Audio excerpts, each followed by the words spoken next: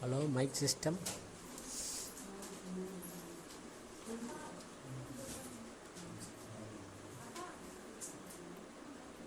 Yeah.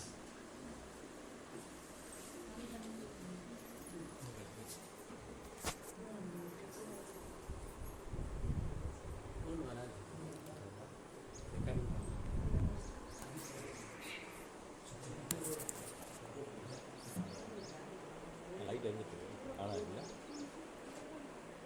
இந்த TV off பண்ணி போடுங்க சார்.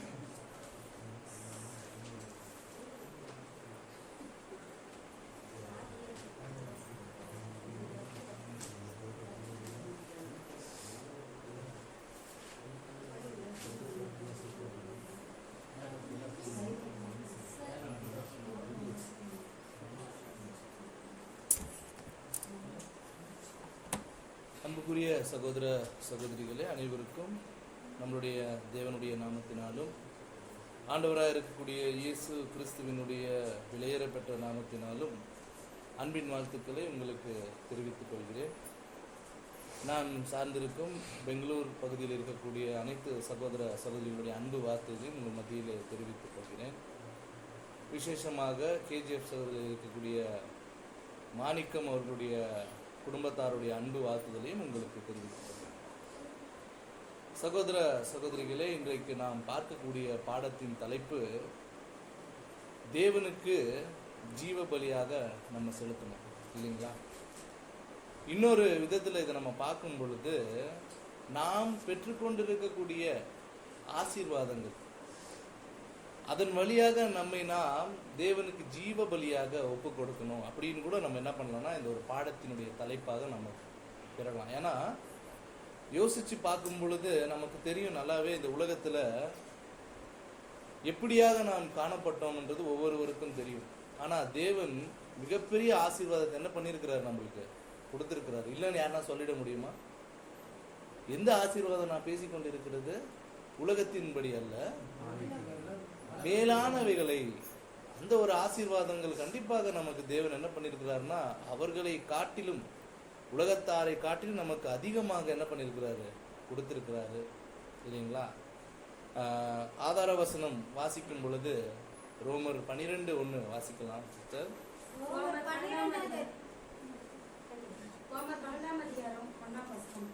அப்படி இருக்க சகோதரரே, நீங்கள் உங்கள் சரீரங்களை பரிசுத்தமும் தேவனுக்கு பிரியவுமான ஜீவபலியாக ஒப்புக் கொடுக்க வேண்டும் என்று தேவனுடைய இரக்கங்களையும் முன்னிட்டு உங்களை வேண்டிக் கொள்கிறேன்.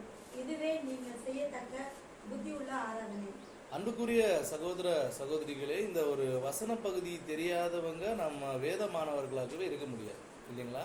எல்லாருக்கும் பரிச்சயமான ஒரு வசனம் இந்த ஒரு வசன பகுதி. அப்படின்னு பார்க்கும் பொழுது எல்லாரும் நம்ம பலி செலுத்த வந்தாச்சு. அது தேவனுக்கு எப்படி இருக்கணும்னு வசனம் சொல்லுதுன்னு பார்க்கும் பொழுது பிரியமா இருக்கணும், தேவனுக்கு பிரியமாக அந்த ஒரு பலிகள் இருக்கணும் காணப்படுது. ஆனா அநேக நேரங்கள்ல நம்ம என்ன பண்ணிடுறோம் தெரியுங்களா, அந்த தேவனுக்கு பிரியமான ஜீவ பலி இருக்கக்கூடிய இடத்த நம்ம மறந்துட்டு வெறியும் நம்ம என்ன பண்ணி கொண்டு இருக்கிறோம்னு பார்க்கும் பொழுது அதாவது பலியா நம்ம செலுத்தி கொண்டு இருக்கிறோம். அநேக வேலைகள் செய்யறோம், இல்லைங்களா? தேவனுக்காக இவ்வளவு வேலை செய்யறோம்.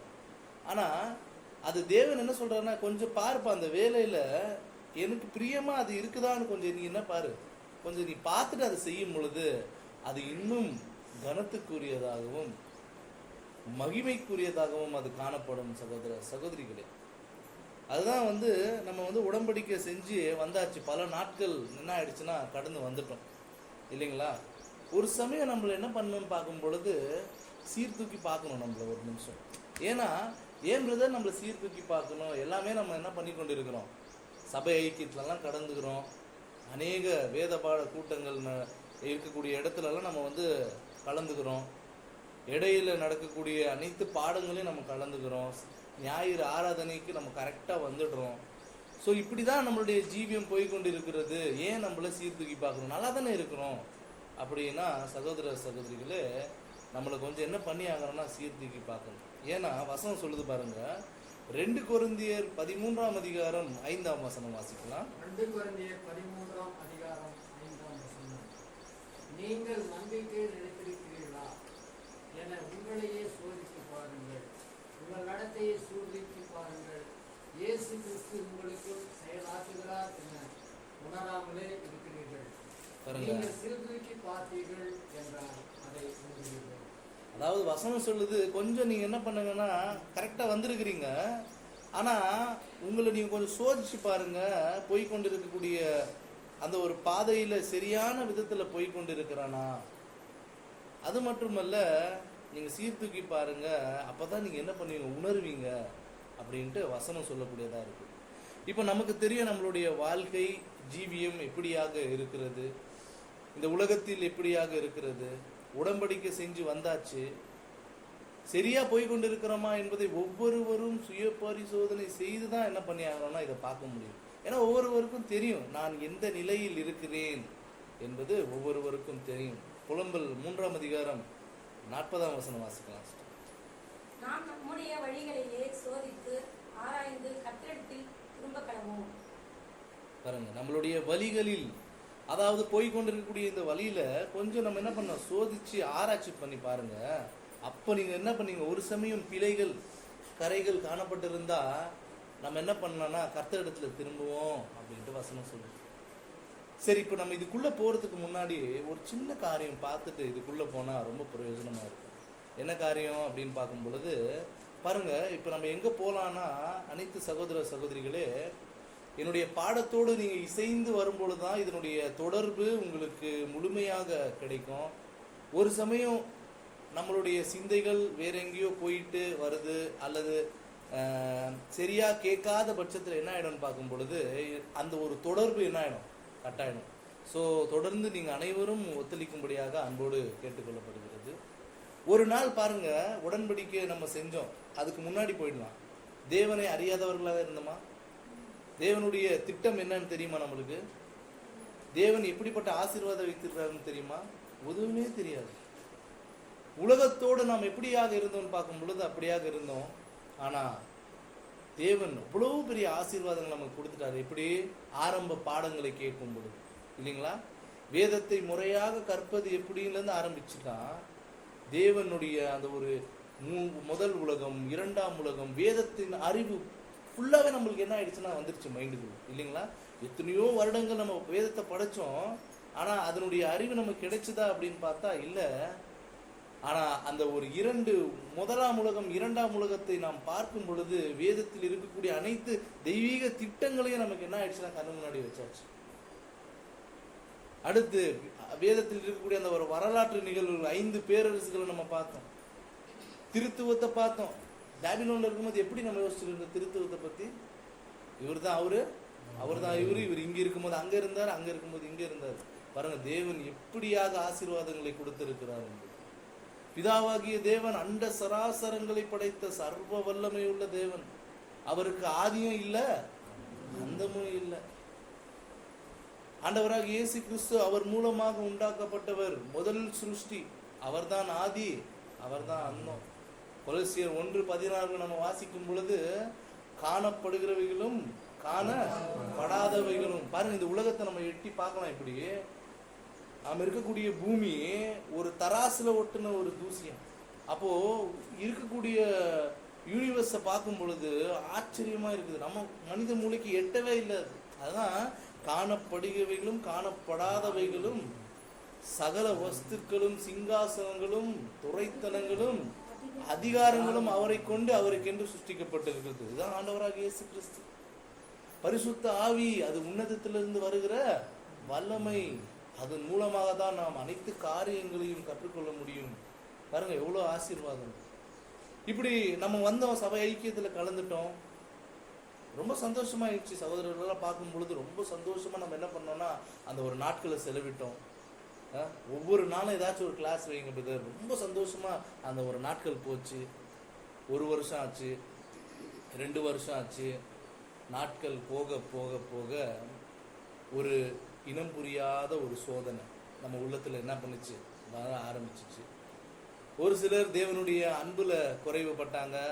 முன்ன இருந்த தேவனோடு அந்த வாழ்க்கையில குறைவு வந்துருச்சு. அநேகருக்கு சகோதர அன்புகள்ல கூட என்ன ஆயிடுச்சு, குறைவு வந்துருச்சு. இப்படியாக ஆரம்பத்தில் உற்சாகமாக ஆரம்பிச்ச ஒரு ஓட்டம் நடுவில் என்ன ஆயிடுச்சுன்னு பார்க்கும் பொழுது கொஞ்சம் சோர்வுக்குள்ளாக கொண்டு போச்சு. அனைவருடைய வாழ்க்கையிலும் இது என்ன ஆயிருக்குன்னு பார்க்கும் பொழுது நடந்திருக்கும் சகோதர சகோதரிகளே. ஒரு சிலர் 1 வருடம் ஆயிருக்கலாம், ஒரு சிலர் பல வருடங்கள் கடந்து இந்த ஒரு அழைப்புக்குள்ள காணப்படும் பொழுது அவருக்கு தெரிஞ்சிருக்கும். புதுசாக உடன்படிக்கை செய்தவர்களுக்கு இந்த ஒரு விஷயம் காத்துட்டு இருக்கு. அப்ப எப்படியாக இது வருது, நம்ம பெற்றுக்கொண்டிருக்கக்கூடிய ஆசீர்வாதம் இப்படியாக இருக்கிறது. ஆனா எங்க தவறு காணப்படுது சகோதர சகோதரர்கள், ஏன் நம்ம கொஞ்சம் சோர்வுக்குள்ளாக கடந்து செல்லுறோம் அப்படின்னு பார்க்கும் பொழுது ஒரு நிழலும் பொருளுமான விஷயத்தை பார்த்தா நம்ம கண்டுபிடிச்சிடலாம் எங்க நம்மளுடைய வாழ்க்கையில தவறு நடந்திருக்குது. பாருங்க, இதுக்கு முன்னாடி நம்மளுடைய ஆசீர்வாதம் சொல்லும் பொழுது எந்த தேசத்தை தான் தேவன் ஆசீர்வதிச்சாரு? ரொம்ப அதிகமா இஸ்ரேல் தேசம். பாருங்க, இந்த இஸ்ரேல் தேசம் எவ்வளவு ஆசீர்வாதம் நிறைந்ததான இருக்குதுன்னு பார்க்கும்போது நம்ம பாடங்கள்ல கேட்டிருக்கிறோம். கொஞ்சம் யோசிச்சு பாருங்களேன். அந்த ஒரு இடத்துல நம்ம பார்க்குறோம், முதல் இதுல இஸ்ரேலுடைய நாடு எது தெரியுங்களா? அந்த வெள்ளை கலர்ல இருக்கு தெரியுங்களா, டாட் டாட்டா, அதுதான் இஸ்ரேல் லேண்ட். ஆனா முழுமையா இஸ்ரேல் தான். ஆனா இந்த இடத்துல தான் இஸ்ரேலுங்க வசிச்சாங்க. மற்ற இருக்கிற இடத்துல எல்லாம் மற்ற புறஜாதிகள் என்ன பண்ணாங்கன்னா வசிச்சாங்க. பாலஸ்தீன் சொல்லுவாங்க, இன்னும் கொஞ்சம் இதுல சொன்னாங்க. நாட்கள் போச்சு, நாட்கள் கடந்து போச்சு. இந்த வயிற்று பகுதியிலெல்லாம் யார் வந்துட்டா? இஸ்ரேல் ஜனங்க. எப்படி வந்திருப்பாங்க சொல்லுங்க பாருங்க. ஏதோ ஒரு மூலையில இருந்தவங்க அவங்கள என்ன பண்ணிட்டாங்கன்னு பார்க்கும்போது யுத்தம் பண்ணி பண்ணி பண்ணி பண்ணி இவ்வளவு கொண்டு வந்துட்டாங்க. இன்னைக்கு எப்படி தெரியுமா இருக்கு இதோட நிலைமை? இப்படி இருக்கு. அதாவது வயிற்று ஃபுல்லா யாருன்னா இஸ்ரேலு, இந்த நாடு ஃபுல்லா மற்ற நாடு இவ்வளவுதான் இருக்கு. இப்போ இத்தையே என்ன பண்ணி கொண்டு இருக்கிறாங்க? காசா பகுதியிலாம் என்ன ஆயின்னு இருக்குது, இப்போ பிரச்சனைகள் ஆகி கொண்டு இருக்கு. ஸோ அவங்களுடைய முழு நோக்கம் என்னன்னா இது எல்லாத்தையும் என்ன பண்ணணும், கைப்பற்றணும். ஆனா உலகம் என்ன சொல்லுது தெரியுங்களா? இதை பார்க்கும் பொழுது எவ்வளோ அநியாயம் பண்றாங்க. ஒரு சின்ன குழந்தை சாப்பாட்டுக்கு இல்லாம அழுவுது, அதை நீங்க என்ன பண்றீங்க, பாம்பு போட்டு அதை கொலை பண்றீங்க, எவ்வளோ அநியாயம் பண்றீங்களே. ஒரு காலத்துல இப்படி இருந்தீங்க, இப்போ இவ்வளோ இடம் கூட பத்தாது அவங்களுக்குன்றாங்க. ஆனா நம்ம என்ன சொல்றது தெரியுங்களா? நீ இந்த காலகட்டத்தை எடுக்காத. இது யார் கொடுத்த லேண்ட்? அது யாருக்கு கொடுத்த லேண்டு? ஆபிரகாமுக்கு கொடுத்த லேண்ட் அது. அதாவது இவங்க இப்போ இருக்கக்கூடிய காலகட்டத்தை பார்த்துருக்குறாங்க. தேவனு தேவ பக்தி உள்ள சந்ததி வரணும்ட்டு ஆபிரகாம் என்ன பண்ணாரு? தேர்ந்தெடுத்து ஊர் என்ற பட்டணத்துல இருந்து எங்க கொண்டு வந்தாரு? கானான் தேசத்துக்கு. இப்போ அதாவது இப்ப இருக்கிற இஸ்ரேல் தேசத்துக்கு நீங்க போங்க. தேவன் கொடுத்த லேண்டு. அவர்கள் பெற்றுக்கொண்ட ஆசீர்வாதத்துல கொஞ்சம் தவறு வந்துச்சு. நமக்கு தெரியும் அந்த ஒரு ஆசீர்வாதம் தேவன் தேர்ந்தெடுக்கப்பட்ட ஒரு ஜனமாக அவங்க இருந்தாங்க. ஆபிரகாமுக்கு கொடுத்த ஆசீர்வாதம். ஆனா அவங்க ஏன் எகிப்துக்கு அடிமைத்தன கொண்டு போகப்பட்டாங்க? அவர்கள் அந்த ஒரு ஈசாக்கு யாக்கோபுக்கு 12 பசங்கள். 12 பசங்க யாருங்க? இஸ்ரேல் சொல்லக்கூடிய 12 கோத்திரங்கள். இவங்க என்ன நினைச்சுன்னு பார்க்கும்பொழுது யோசேப்பை என்ன பண்ணிட்டாங்க? அவங்க எகிப்துக்கு வித்துட்டாங்க. அப்போ எகிப்து உலகம் ஃபுல்லா பஞ்சம் வந்துச்சு. எல்லாரும் எங்க போயிட்டாங்க? திருப்பி எகிப்துக்கு போனாங்க, யோசேப்பு கிட்ட போனாங்க. இப்போ எல்லாரும் எங்க செட்டில் ஆயிட்டாங்கன்னா எகிப்துக்கு செட்டில் ஆயிட்டாங்க. இப்போ இங்க யாரும் இல்லை. யாரும் இல்லாத போது என்ன பண்ணிட்டாங்கன்னா மற்ற புறஜாதிகள் அந்த இடத்த ஆக்கி பண்ணிட்டாங்க. ஆனா அந்த ஹிஸ்டரியை பேச மாட்டாங்க. இப்போ இருக்கவங்க இப்ப இருக்கக்கூடிய நிலைமையை குறித்து தான் பேசுறாங்க. நம்ம போறது ஆபிரகாம் கிட்ட போறோம். அது தேவன் கொடுத்த ஒரு தேசமாக இருக்குது. அதுதான் சகோதர சகோதரி. ஏன் அப்போ தேவன் இவங்களை எகிப்துக்கு கொண்டு போகப்பட்டாருன்னா தேவன் பிடித்த மக்கள் என்ன பண்றாருன்னு பார்க்கும்போது கொஞ்சம் டெஸ்ட் கொடுக்குறாரு. ஒவ்வொரு தவறும் செய்யும் போது ஒரு சில டெஸ்ட்டுங்களை கொடுத்து என்ன பண்றாருன்னா அவங்கள வந்து சோதிக்கிறாரு. ஏன் சோதிக்கிறாரு? சோதிக்கிறதின் மூலமாக அவர்களை சரி செய்கிறாரு. இப்போ நமக்கு சோதனை வருதுங்களா? கண்டிப்பா சோதனை வருது, சரி செய்கிறாரு. இன்னும் தேவன் கிட்ட போவதற்கான எல்லா முயற்சியும் நம்ம என்ன பண்ணிக்கொண்டு எடுத்துக்கொண்டு இருக்கிறோம் சகோதர சகோதரிகளே. அதான் வசன வாசிங்க. யாத்திராகமம் 19ஆம் அதிகாரம் 5ஆம் வசனம். யாத்திராகமம் 19ஆம் அதிகாரம் 5ஆம் வசனம். இப்பொழுது நீங்கள் என் வாக்கை உள்ளபடி கேட்டு என் உடன்படிக்கையை கை கொண்டீர்களானால் சகல ஜனங்களும் நீங்களே எனக்கு சொந்த சம்பத்தாயிருப்பீர்கள். பூமி எல்லாம் என்னுடையது. பாருங்க, இப்ப தேவன் என்ன சொல்றாருன்னா, என் வாக்கை நீங்க உள்ளபடி கேட்டுருங்க, எல்லா அதாவது எனக்கு சொந்தமான சம்பத்தா இருக்கிறீங்க. எப்படி? சகல ஜனங்களிலும் பார்க்கிலும் அப்படின்னு இஸ்ரேல் ஜனங்களை பார்த்து சொல்றாரு. ஸோ சகோதர சகோதரி, இப்போ நம்ம பாடத்துக்குள்ளாக கடந்து செல்லலாம். எங்கேருந்து வரலாம்னு பார்க்கும்பொழுது எகிப்துக்கு அடிமைத்தனத்தில் இருக்கக்கூடிய அந்த ஒரு சூழல் நமக்கு தெரியும். எகிப்தில் ரொம்ப அடிமைத்தனத்துக்குள்ளே இருந்தாங்க. அடி உத, சரியான சாப்பாடு இல்லை, தேவன் உண்மையான தேவனையும் மறந்துட்டாங்க. ஏன்னா 430 வருஷம் என்னவோ இருந்துட்டாங்க எகிப்தில். இப்போ யாருன்னு தேவன் யாருன்னு தெரியல, உண்மையான தேவனுடைய நாமம் தெரியல. இப்படியாக அவங்க வாழ்ந்து கொண்டு இருக்கிறாங்க. அவருடைய பிரார்த்தனை தேவன் சந்நிதியில் என்ன ஆயிடுச்சுன்னா எட்டுச்சு. தேவன் என்ன பண்றாரு? அப்ப அடுத்து மோசே மூலமாக அவங்க என்ன பண்றாரு? எகிப்திலிருந்து விடுவித்து கானானை சுதந்திரித்துக் கொள்ளணும்னு நினைக்கிறாரு. சகோதர சகோதரி, எகிப்திலிருந்து விடுவிக்கும் பொழுது இயல்பா நடந்துருச்சு அந்த ஒரு விடுதலை. 10 வாதைகள் நடக்குது. 10 வாதைகளையும் 10வது வாதை தலைச்சன் பிள்ளை சங்காரத்துல தான் என்ன பண்றாருன்னு பார்க்கும் பொழுது பார்வோன் என்ன பண்றாரு? அவரை விடுதலை ஆக்குறாரு. அடுத்து பாருங்க, செங்கடல் இடையூறா நிக்குது. பார்க்கும் போதே ரொம்ப பயம் கலக்கம் வந்துருச்சு. அந்த 2ஆ பிரியும் போது ரொம்ப சந்தோஷம் ஆயிடுச்சு. அடுத்து அது மூடுதெல்லாம் பார்க்கும் பொழுது அவங்களுக்கு இவ்வளோ ஆசீர்வாதம், தேவன் இவ்வளோ ஆசீர்வாதங்களை கொடுத்துட்டாரா அப்படின்ற ஒரு எண்ணம் வந்துச்சு. ரொம்ப சந்தோஷமா அவங்க என்ன பண்ணாங்கன்னா கானானியை நோக்கிய பயணத்தில் என்ன பண்ணாங்கன்னா காணப்பட்டாங்க. நாட்கள் போது வசனம் வாசிக்கலாம் பாருங்க. 1 கொரிந்தியர் 10ஆம் அதிகாரம் 1லிருந்து ஒரு சில வசனங்களை வாசிக்கலாம். 1 கொரிந்தியர் 10ஆம் அதிகாரம் 1ஆம் வசனம். இப்படி இருக்க சகோதரர்களே, நீங்கள் எவைகளை அறிய வேண்டும் என்று இருக்கிறீர்களோ என்றால், நம்முடைய பிதாக்கள் எல்லோரும் மேகத்திற்குள்ளாய் இருந்தார்கள், எல்லோரும் சமுத்திரத்தின் வழியாய் நடந்து வந்தார்கள், எல்லோரும் மோசேக்குள்ளாக மேகத்திலும் சமுத்திரத்திலும் ஞானஸ்தானம் பண்ணப்பட்டார்கள். அடுத்த வசனம். எல்லோரும் ஒரே ஞான போதனத்தை புசித்தார்கள், எல்லோரும் ஒரே ஞானபானத்தை குடித்தார்கள். எப்படி எனில் அவர்களோடு கூட சென்ற ஞான கண்மலையின் தண்ணீரை குடித்தார்கள். அந்த கண்மலை கிறிஸ்துவே. பாருங்க, முழு ஆசீர்வாதம், அதாவது இஸ்ரேல் ஜனங்க பெற்றுக்கொண்ட ஆசீர்வாதத்தை இந்த ஒரு 4 வசனத்துல சொல்லப்பட்டிருக்கு. பாருங்க, அவங்க நீங்கள் எவைகளை அறிய வேண்டும் என்றால் நம்முடைய பிதாக்கள் எல்லாரும் எங்க இருந்தாங்க? மேகத்துக்கு கீழே இருந்தாங்க. எல்லாரும் சமுத்திரத்தின் வழியா நடந்தாங்க. எல்லாரும் ஒரே ஞான போஜனத்தை புசித்தாங்க. எப்படி எனில் அவர்களோடு கூட சென்ற ஞான கண்மலையின் தண்ணீரை குடித்தாங்க. அந்த தன்மை யாருங்க? அந்த கண்மலை கிறிஸ்துவே. இப்படியாக தேவன் அவர்களை வழிநடத்தி வருகிறார். உலகத்திலேயேங்க வனாந்தரத்துல ஒரு ஏசி போட்ட ஒரு தேவன் யார் தெரியுங்களா? நம்மளுடைய தேவன் தான். ஏன்னா வனாந்தரத்துல வெப்பம் பகல் நேரங்கள்ல அதிகமா இருக்கும். அவர்களுக்கு அந்த வெப்பம் தெரியாம இருக்கிறதுக்கு மேகஸ்தம்பம். ராத்திரியில குளிர் அதிகமா இருக்கும். அந்த குளிர் தெரியாம இருக்கிறதுக்கு என்னங்க? அக்னி ஸ்தம்பம். அதுவும் குளிருக்கு மாத்திரமா என்னன்னு பார்த்தா இல்ல, அவர்கள் அந்த ஒரு வெளிச்சம் வேணும் இல்லைங்களா? ராத்திரியில எங்க இருக்கும் லைட்டு? வனாந்தரத்துக்கு வெளிச்சம் வேணும். அப்போ தேவன் இப்படியாக அவர்களை வழிநடத்தி வந்தாரு. அவர்களுக்கு தண்ணி வேணுமா இருந்துச்சு. என்ன பண்ணாரு? வனாந்தரத்துல தண்ணி கொடுத்தாரு. அடுத்து மன்னா அவர்களுக்கு கொடுக்கப்பட்டது. எந்த மன்னா இது? தேவ தூதர்கள் சாப்பிடுகிற மன்னா. பாருங்க, அவர்களுக்கு எப்படியா என்ன மாதிரி உணவுன்னு பார்க்கும்போது தேவன் தூதர்கள் சாப்பிடுகிற மன்னா அவருக்கு கொடுக்கப்பட்டது. அடுத்து அவங்க காடையை கேட்டாங்க, அதையும் என்ன பண்ணாரு? அவரு கொடுத்தாரு. அடுத்து ஆசரிப்பு கூடாரம். பாருங்க, இந்த ஆசரிப்பு கூடாரத்துக்குள்ள அநேக பலிகள் செலுத்தக்கூடிய விஷயங்களை என்ன பண்ணாரு? அவங்களுக்கு தான் கொடுத்தாரு. வருடத்துக்கு ஒரு தடவை பாவங்களை நிவர்த்தி செய்யக்கூடிய விஷயங்களை யாருக்கு கொடுத்தாரு? இஸ்ரேல் ஜனங்களுக்கு தான் கொடுத்தாரு. அப்ப மற்ற ஜனத்தை பத்தி கொஞ்சம் கூட தேவனுக்கு கவலையே இல்லையா? அப்படின்ற ஒரு எண்ணம் மேலலாம் நம்மளுக்கு. ஏன்னா இவ்வளோ விசேஷித்தமான ஜனங்கள் ஏன் அப்படின்னு ஒரு கேள்வி வரலாம். சரி, அது ஒண்டியா பழைய ஏற்பாட்டில் தான் அப்படியா அப்படின்னு பார்த்தா சகோதர சகோதரிகளே, புது ஏற்பாட்டில் நம்மளுடைய ஆண்டவராக இயேசு கிறிஸ்து என்ன தெரியுமா சொல்றாரு? வசனம் வாசிங்க.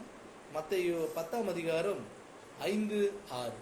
மத்தேயு 10ஆம் அதிகாரம் 5-6. இந்த 12 இயேசு அனுப்புகையில் அவர்களுக்கு கட்டளையிட்டு சொன்னது என்னவென்றால், நீங்கள் புஜாரியார் நாட்டுக்கு போகாமலும் சமாரிய பட்டணங்களிலே பிரவேசியாமலும் காணாமல் போன ஆடுகளாகிய இஸ்ரவேல் வீட்டாருக்கு போங்கள். பாருங்க, நீங்க என்ன பண்ணுங்கன்னு பார்க்கும் பொழுது ஆண்டவராக இயேசு கிறிஸ்து சொல்றாரு, அவர்களை என்ன பண்ணாங்கன்னா ஒரு கட்டளை விடுறாரு. என்ன தெரியுங்களா? நீங்க புறஜாதிய நாட்டுக்கு என்ன போயிடாதீங்க. காணாமல் போன ஆடுகளாக இஸ்ரேல் வீட்டாருக்கு நீங்க என்ன பண்ணுங்க, போங்க. நம்முடைய ஆண்டவராக இயேசு கிறிஸ்து கூட அப்படி சொல்லிட்டாரு. அவர்களுக்கு தான் முக்கியத்துவம் கொடுத்துட்டாரு. மத்தேயு 10ஆம் அதிகாரம் 7ஆம் வசனம் வாசி. மத்தேயு 10:7 வசனம். கொஞ்சம் ஜோரா வாசிங்க. போகையில் பரலோக ராஜ்யம் சமீபமாய் இருக்கிறது என்று பிரசங்கியுங்கள். பாருங்க, இங்க என்ன வசனம் சொல்லுதுன்னு பார்க்கும் பொழுது, பரலோக ராஜ்யத்தின் என்ன பண்ணுங்க, சமீபமா இருக்கிறது என்று சொல்லுங்க. அப்படின்னா பரலோக ராஜ்யம் யாருக்கு? இஸ்ரேல் ஜனங்களுக்கு. அவங்களுக்கு தான். அதுக்கு தான் சொல்றாரு. வாசிங்க. வியாதி உள்ளவர்களை சுத்தமாக்குங்கள், குஷ்டரோகிகளை சுத்தம் பண்ணுங்கள், மரித்தோரை எழுப்புங்கள், பிசாசுகளை துரத்துங்கள், இலவசமாய் பெற்றீர்கள், இலவசமாய் கொடுங்கள். பாருங்க, இப்படியாக இயேசு கிறிஸ்து கூட என்ன பண்ணிட்டாருன்னு பார்க்கும்போது, நீங்க புறஜாதி ஜனத்துக்கு போயிடாதீங்க, இஸ்ரேல் ஜனத்துக்கு போங்க. அவங்கள பரலோக ராஜ்யம் சமீபமா இருக்குதுன்னு அவங்களுக்கு போய் சொல்லுங்க. வியாதி உள்ளவரை சுத்தமாக்குங்க. ஸோ இதெல்லாம் யாருக்கு? இஸ்ரேல் ஜனங்களுக்கு தான். சரி, சீஷர்கள் எப்படியாக இருந்தார்கள், காணப்பட்டார்கள் பார்க்கும் பொழுது பாருங்க, ஆண்டவராக இயேசு கிறிஸ்து அப்படி சொல்லிட்டாரு. சீஷர்கள் என்ன பண்ணிட்டாங்க பார்க்கும் பொழுது, புறஜாதிகர்களுக்கு என்ன பண்ண மாட்டாங்க, எந்த ஒரு தொடர்பும் வச்சுக்க மாட்டாங்க. அவங்க கூட என்ன பண்ண மாட்டாங்க, சாப்பிட மாட்டாங்க. அவங்க விருத்த சேதனம் பண்ண சொல்லி கட்டாயம் பண்ணுவாங்க. தேவன் அற்றவர்கள்னு சொல்லுவாங்க. இப்படியாக அங்க ஒரு கலகம் நடந்திருக்குது. அப்போஸ்தலர்கள் நடுவில் ஒரு கலகம் விஷயமாக நடந்திருக்குது. அப்போஸ்தலர் பவுல் என்ன சொல்றாருன்னு பார்க்கும் பொழுது திட்டுறாரு இந்த ஒரு விஷயத்தை பார்த்து. நீங்க யூதர்களை நீங்க ரொம்ப பெருசா நினைச்சிட்டு இருக்கிறீங்க, புறஜாதிகளை நீங்க என்ன பண்ண மாட்டேங்கிறீங்க, மதிக்கவே மாட்டேங்கிறீங்க அப்படின்ற ஒரு விஷயமெல்லாம் அங்க நடக்குது. ஸோ அந்த விஷயத்துக்கு போக வேண்டாம் நம்ம. ஸோ இப்படியாக தேவன் இஸ்ரேல் ஜனங்களுக்கு முக்கியமாக கவனம் கொடுத்தது நமக்கு என்ன பண்ணுதுன்னா தெரியுது. அதான் 1 கொரிந்தியர் 10ஆம் அதிகாரம் 5ஆம் வசனம் வாசிக்கலாம். அப்படி இருந்தும் அவர்களில் அதிகமான பேர்களிடத்தில் தேவன் பிரியமாய் இருந்தது இல்லை. ஆதலால் வனாந்தரத்திலே அவர்கள் அழிக்கப்பட்டார்கள். பாருங்க, இவ்வளவு நேரம் நம்ம என்ன பார்த்தோம்? அவர்களுக்கு கொடுத்த ஆசீர்வாதங்களை குறித்து பார்க்கும் பொழுது ஒவ்வொன்னா பார்த்தோம். அவ்வளவு ஆசீர்வாதங்கள். ஆண்டவராக இயேசு கிறிஸ்து கூட அவங்களுக்கு முன்னாடி அவங்களுக்கு ஃபேவரா தான் பேசுறாரு. இவ்வளவு ஆசீர்வாதங்கள் இருந்தும், அப்படி இருந்தும், இப்ப நம்ம பார்த்த விஷயங்கள் படி இருந்தும், அதிகமான பேர் இடத்துல என்ன இல்லையா, பிரியமா இல்ல. ஏன் அப்படின்னு சொல்லும்போது சகோதர சகோதரிகளே, பெற்றுக்கொண்ட ஆசீர்வாதத்தை என்ன பண்ணிட்டாங்க, அவங்க இழந்துட்டாங்க, மறந்துட்டாங்க முற்றிலுமா. ஏன்னா அந்த வனாந்திர பயணத்துல நமக்கு தெரியும் அநேகருக்கு எவ்வளவாக முறுமுறுத்தாங்கன்னு கொஞ்சம் தெரியும் நம்மளுக்கு எல்லாமே. தேவனை தூசிக்கவும் என்ன பண்ணாங்க, செஞ்சாங்க. இவங்களை வழிநடத்திட்டு வந்த மோசையும் ஆரோனையும் என்ன பண்ணிட்டாங்க, எங்களை தேவன்கிட்ட கூட்டிட்டு போறேன்னு எங்க கூட்டிட்டு வந்த, நாங்க திருப்பி வனாந்திரத்துக்கே எகிப்துக்கே போயிடுறோம். அங்க எல்லாம் என்னென்னலாம் இருந்துச்சு தெரியுமா, எங்களுக்கு நல்ல சாப்பாடு இருந்துச்சு, வெங்காயம் இருந்துச்சு, வெள்ளை பூண்டு இருந்துச்சு. இங்க நீ கூட்டிட்டு வர எரியும் இதே அப்பம்மா, 3 வேளையும் இட்லினா எப்படி போர் அடிக்காதுங்களா? அப்ப இஸ்ரேல் ஜனங்களுக்கு அப்படிதான் இருக்குது. ஸோ இங்க நீ கூட்டிட்டு வந்து வெறிய இதை தான் கொடுக்குறியா? நாங்க என்ன பண்றோம், உத்தமமான ஒரு காரியத்தை தெரிஞ்சுக்கிறோம், மறுபடியும் எங்க போயிடுறோம், எகிப்துக்கே நாங்க போயிடுறோம். இப்படியாக அவங்க என்ன பண்ணாங்கன்னா பின்வாங்கி போன விஷயங்கள் நமக்கு தெரிஞ்ச விஷயம். சகோதர சகோதரிகளே, இங்க கல்லறை பிரேத கூட இல்லைன்ட்டு நீ என்ன பண்ண, என்ன சாகடிக்கு கூட்டிட்டு வந்தியா? எங்களுடைய கர்த்தருடைய சந்நிதியில் அவர்கள் மாண்ட போது நாங்களும் என்ன பண்ணியிருப்போம்? எங்கள் சகோதரர்கள் மாண்ட போது நாங்களும் அங்கேயே மாண்டு போயிருப்போம். இங்கே கூட்டிட்டு வந்து எங்களை சாகடிக்கிறியா, ஏன் எங்களை இங்கே கூட்டிட்டு வந்த அப்படின்னு சொல்லக்கூடிய விஷயங்கள். இப்படியாக ஆசீர்வாதங்களை பெற்றுக்கொண்டிருந்தார்கள். ஆனால் அப்படி இருந்தும் அவர்கள் அதிகமான இடத்துல தேவன் பிரியமா இருக்கல. சகோதர சகோதரிகளே, நம்மை பற்றின ஒரு வசனத்தை வாசிக்கலாம். இது நம்மை பற்றின ஒரு வசனமாக இருக்குது. ஒவ்வொருத்தருடைய வாழ்க்கையில நடந்தேறிய ஒரு வசனமாக இது காணப்படுது. சகோதர சகோதரிகளே, வெளிப்படுத்தின விசேஷம் 2ஆம் அதிகாரம் 2ஆம் வசனத்தை வெளிப்படுத்தல் 2ஆம் அதிகாரம் 2ஆம் வசனம். உன் கிரியைகளையும் உன் பிரயாசத்தையும் உன் பொறாமையும் நீ பொறாமையை சகிக்க கூடாமல் இருக்கிறதையும் பாருங்க. இங்க என்ன சொல்லப்பட்டிருக்குதுன்னா, அந்த வசனத்துல உன் கிரியைகளையும் உன் பிரயாசத்தையும். நம்ம ஆரம்பத்தில் இந்த ஒரு பாடங்களை கேட்பதற்காக ஒரு பிரயாசம் எடுத்தோம் இல்லைங்களா? எல்லாரும் ஈஸியா வந்துட்டோமா சத்தியத்துக்கு? ஒரு சில பிரயாசங்கள் எடுத்தோம். பல மைல்கள் கடந்து அந்த ஒரு ஆரம்ப பாடங்களை கேட்பதற்காக ரொம்ப உற்சாகமாக அந்த பங்கெடுத்து என்ன பண்ணோம்? நம்ம ஒரு பிரயாசம் எடுத்தோம். பொல்லாதவர்களை சகிக்க கூடாமல் இருந்து, அதாவது நம்ம பேபிலோன்ல இருக்கும்போது நம்மளை காணிக்கை வாங்கி வாங்கி ஏமாத்தின அந்த ஒரு பொல்லாதவர்கள், அவங்க யாரு? பாஸ்டர்ஸ். இந்த மாதிரி விஷயங்கள் எல்லாம் இருந்துச்சு. அவங்களெல்லாம் சகிக்க கூடாமல் நம்ம இருந்ததையும் எல்லாத்தையும் சோதிச்சு பார்த்துட்டு வாசிங்க. அப்போஸ்தலர்கள் அல்லாதவர்கள் தங்களை அப்போஸ்தலர்கள் என்று சொல்லுகிறதை நீ சோதித்து அவர்களை பொய்யர் என்று கண்டறிந்தது. பெரிய பெரிய பட்டமெல்லாம் வச்சிருக்கிறத பார்த்தோம் பேபிலோன்ல இல்லைங்களா?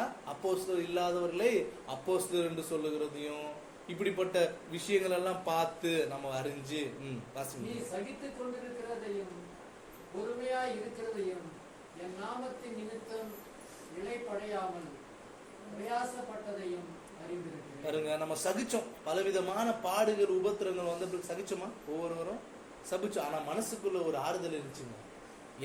என்ன கஷ்டம் வந்தாலும் சரி, என்ன சோதனை வந்தாலும் சரி, தேவனுக்காக நான் அர்ப்பணிக்கப்பட்டு அந்த ஒரு ஜீவியத்தை, அந்த இலக்கை நான் பெறுவதற்கு என்ன வேணாலும் செய்யணும் அப்படின்ற நம்ம ஒரு எண்ணம் வச்சோம் ஆரம்பத்தில்.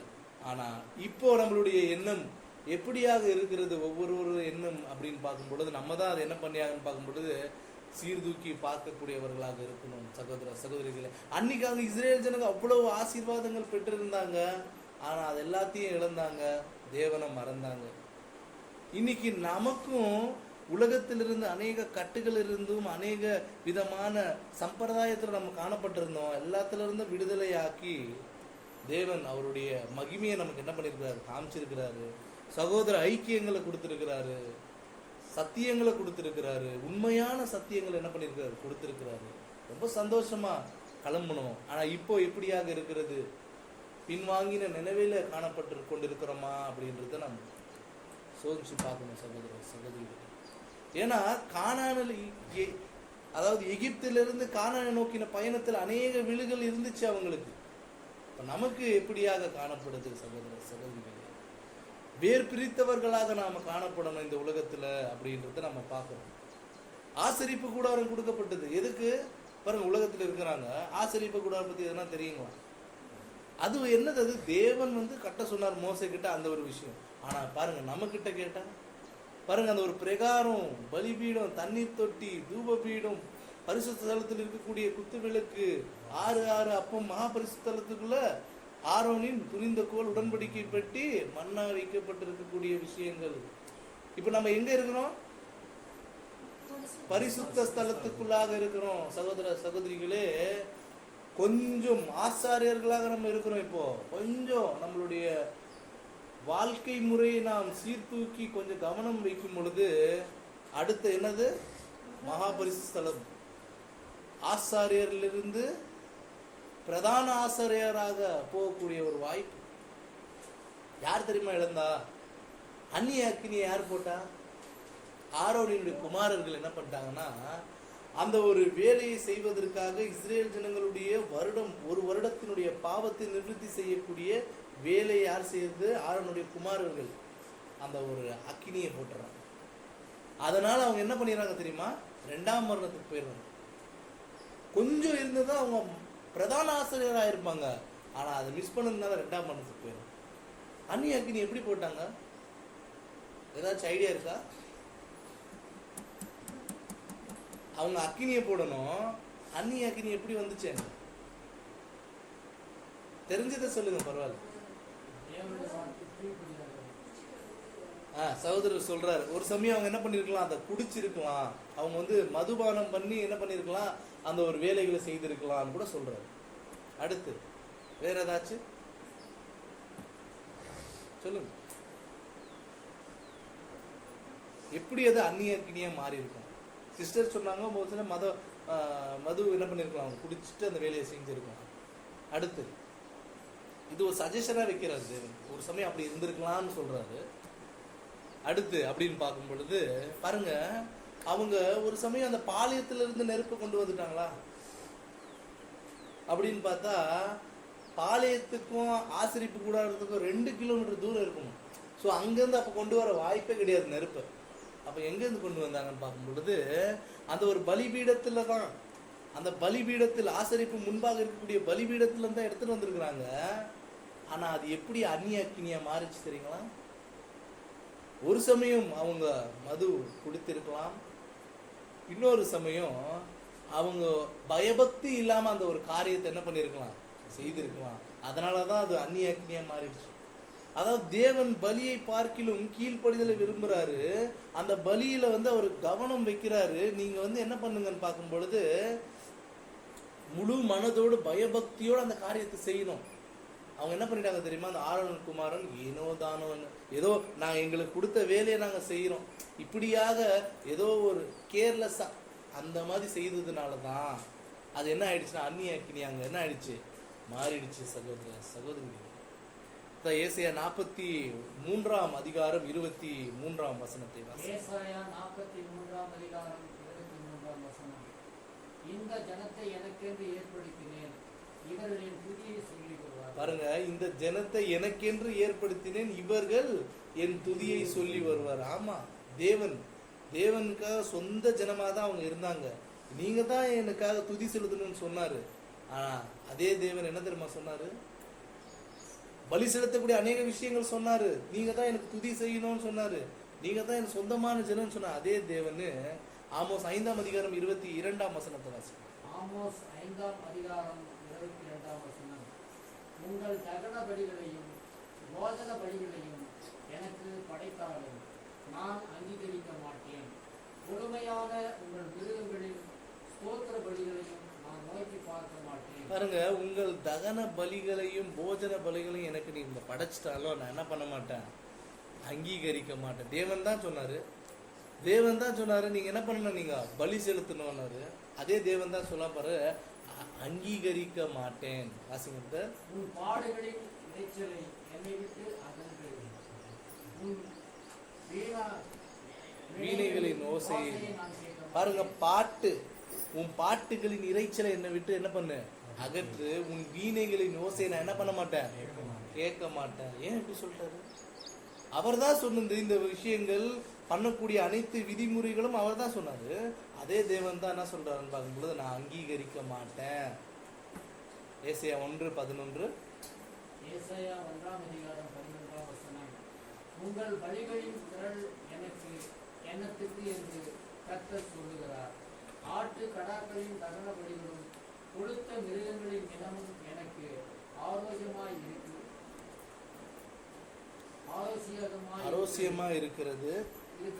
காளைகள் ஆட்டுக்குட்டி கடாக்களின் ரத்தத்தின் மேல் எனக்கு பிரியமில்லை. பாருங்க, அந்த பலி செலுத்த அந்த ஆடுகளை ஆகட்டும் காளைகளை ஆகட்டும் பலி சொல்லுது அவர் தான். அவர் என்ன சொல்றாரு, அந்த ரத்தத்தின் மேல எனக்கு இல்லையே பிரியம் இல்லை. அடுத்த வசனம் சொல்லுங்க.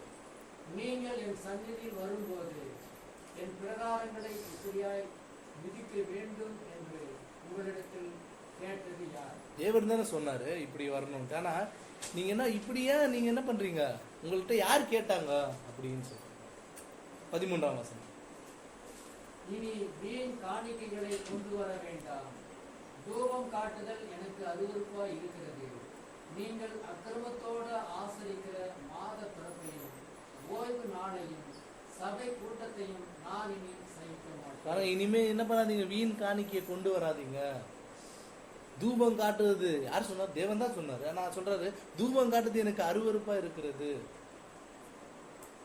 14 உங்கள் மாத பிறப்புகளையும் உங்கள் பண்டிகைகளையும் என் ஆத்துமா வெறுக்கிறது. அவைகள் எனக்கு வருத்தமாய் இருக்கிறது. அவைகளை சுமந்து இளைத்து போனேன். பாருங்க, அவ்வளோ व्यसனமா இருக்குது இருதயத்துல, தேவனுடைய இருதயத்துல. உங்கள் மாத பிறப்புகளையும்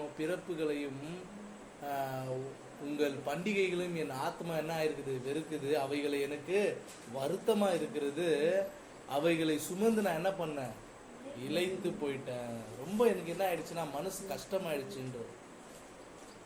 15 வாசம். நீங்கள் உங்கள் கைகளை விரித்தாலும் என் கண்களை உங்களை விட்டு மறைக்கிறேன். நீங்கள் மிகுதியாய் ஜெபம் பண்ணினாலும் கேளேன். உங்கள் கைகள் ரத்தத்தினால் நிறைந்திருக்கிறது. அப்போ என்ன பண்ணக்கூடாதுன்னு பார்க்கும்போது, தேவன் சொன்ன காரியங்கள் அனைத்து காரியங்களும் சொன்னாரு, அததான் செஞ்சாங்க. ஆனா அதெல்லாத்தையும் ஒரு லிஸ்ட் போட்டாரு. நீங்க என்ன பண்ணாதீங்க, அதெல்லாம் தயவு செஞ்சு பண்ணிடாதீங்க, எனக்கு வேண்டவே வேண்டாம். ஏன் அப்படி சொல்லிட்டாரு? எதை செய்யணுமோ அதை செய்யாது. அதாவது பலி செலுத்தது சொன்னது அவர்தான், அந்த பலியை தான் செலுத்தினாங்க. ஆனா அந்த பலியில என்ன இல்லையா, தேவனுக்கு பிரியமில்லை. அதான் ஆதார வசனத்தை நம்ம பார்த்தோம்.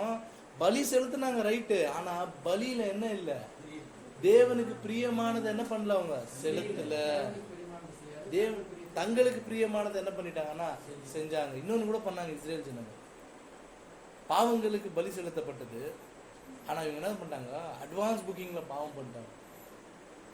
அட்வான்ஸ் புக்கிங்ல செய்யக்கூடிய பாவங்களுக்கும் சேர்த்து பலிகளை செலுத்தி விட்டால் என்னுடைய பாவங்கள் மன்னிக்கப்படும் என்ற ஒரு மனசு வந்துருச்சு அவங்க.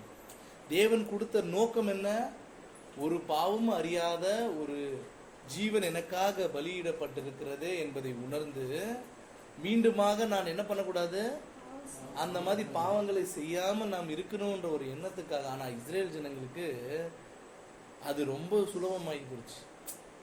பாவம் செய்யறோம்னா என்ன பண்ற, ஒரு பலியை எக்ஸ்ட்ராவா கொடுக்குறேன். ஸோ இப்படியாக அவருடைய மனநிலை மாறியதால் தேவன் இவ்வளவு விஷயங்கள்ல சொல்லிட்டாரு, நீங்க என்ன பண்ணிடாதீங்க, தயவு செஞ்சு பண்ணிடாதீங்க, இது ஒண்ணு எனக்கு பிடிக்கல. பாருங்க, அப்பா போலீஸ்கார், பிள்ளை அப்பா ரொம்ப நேர்மையான ஒரு போலீஸ்காரர் வச்சுக்கோங்க, நேர்மையான ஒரு அதிகாரி, சட்டத்துக்கெல்லாம் உட்பட்டு நடக்கிற அதிகாரி. அவருடைய பிள்ளை இருக்குது. அந்த பிள்ளைக்கு சின்ன வயசுல என்ன பண்றாருன்னா, அந்த அந்த அதிகாரி மாதிரி ட்ரெஸ் எல்லாம் போட்டு அழகுபடுத்துறாரு. பிற்காலங்கள்ல அந்த பையன் என்ன ஆகணும், அதே மாதிரி ஒரு நேர்மையான அதிகாரியா அங்க வரணும்ட்டு. ஆனா பிற்காலங்கள் அந்த பையன் என்ன ஆயிட்டான் தெரியுங்களா, திருடன் ஆயிட்டான். என்ன சந்தோஷம் இருக்க போகுது அந்த ஒரு அப்பாவுக்கு இதன் மூலமா? யோசிச்சு பாருங்க. ஒவ்வொரு சகோதர சகோதரிகளும், பிள்ளை வேணா என் அப்பா என்ன நேர்மையான அதிகாரின்னு சொல்லிக்கலாம், ஆனா அந்த அப்பாவுக்கு தன் பிள்ளை திருடனா இருந்தா சந்தோஷம் இருக்குமா? அதனால இப்படியாக இஸ்ரேல் ஜனங்கள் காணப்பட்டார்கள். சகோதர சகோதரிகளே, சகல சம்பத்திலும் அவர்கள் காணப்பட்டார்கள். தேவனுக்கு உண்மையான சொந்தமான ஜனமாக அநேக ஆசீர்வாதங்கள், பலி செலுத்தக்கூடிய அநேக விதங்கள், முறைமைகள் அவருக்கு கொடுக்கப்பட்டது. ஆனா அவங்க என்ன தெரியுமா ஆயிட்டாங்க, திருடன் ஆயிட்டாங்க. அதனாலதான் தேவன் என்ன சொல்றாருன்னா, உங்களை நான் என்ன பண்ணிட்டேன், நான் வசனம் வாசிங்க, யோவான் 8ஆம் அதிகாரம் 44. யோவான் 8ஆம் அதிகாரம் 44ஆம் வசனம். நீங்கள் உங்கள் பிதாவாகி பிசாசானால் உண்டானவர்கள், உங்கள் பிதாவுடைய இச்சைகளின்படி செய்ய மனதாய் இருக்கிறீர்கள். அவன் ஆதி முதற்கொண்டு மனுஷ படைப்பாளனாய் இருக்கிறான். சத்தியத்து அவனிடத்தில் இல்லாதபடியால் அவன் சத்தியத்திலே நிலை நிற்கவில்லை. அவன் பொய்யனும் பொய்க்கு பிதாவாய் இருக்கிறபடியால் அவன் பொய் பேசும்போது தன் சொந்தத்தில் எடுத்து பேசுகிறான். பாருங்க, இங்க என்ன சொல்றாருன்னா, நீங்கள் உங்கள் பிதாவாகிய தேவனால் உண்டானவர்கள் அல்ல, உங்கள் பிதாவாகிய பிசாசானவனால் உண்டானவர்கள். இப்படியாக அவர்கள் காணப்பட்டாங்க அங்க சகோதர சகோதரிகள். இப்போ தீத்து 1:16 வாசிக்கலாம். தீத்து 1ஆம் அதிகாரம் 16ஆம் வசனம். அவர்கள் தேவனை அறிந்திருக்கிறேன் என்று அறிக்கை பண்ணுகிறார். பாருங்க, அவங்க தேவனை அறிஞ்சிருக்கிறான், பக்கத்துல எல்லாம் இருக்கிறாங்க, அவங்களுக்கு எல்லாம் என்ன தெரியும் தேவனை பத்தி, நான் எனக்கு தெரியுது அப்படின்னு அறிஞ்சிருக்கிறாங்க. வாசிங்க. அவரை மறுதலிக்கிறார்கள். அறிந்திருக்கிறார்கள், கிரியைகளினாலோ அவரை மறுதலிக்கிறார்கள். கிரியைகள் தேவனை அறிஞ்சிருக்கிறாங்க, ஆனா கிரியைகள்னால என்ன பண்ணிருக்கிறாங்கன்னா மறுதலிக்கிறாங்க.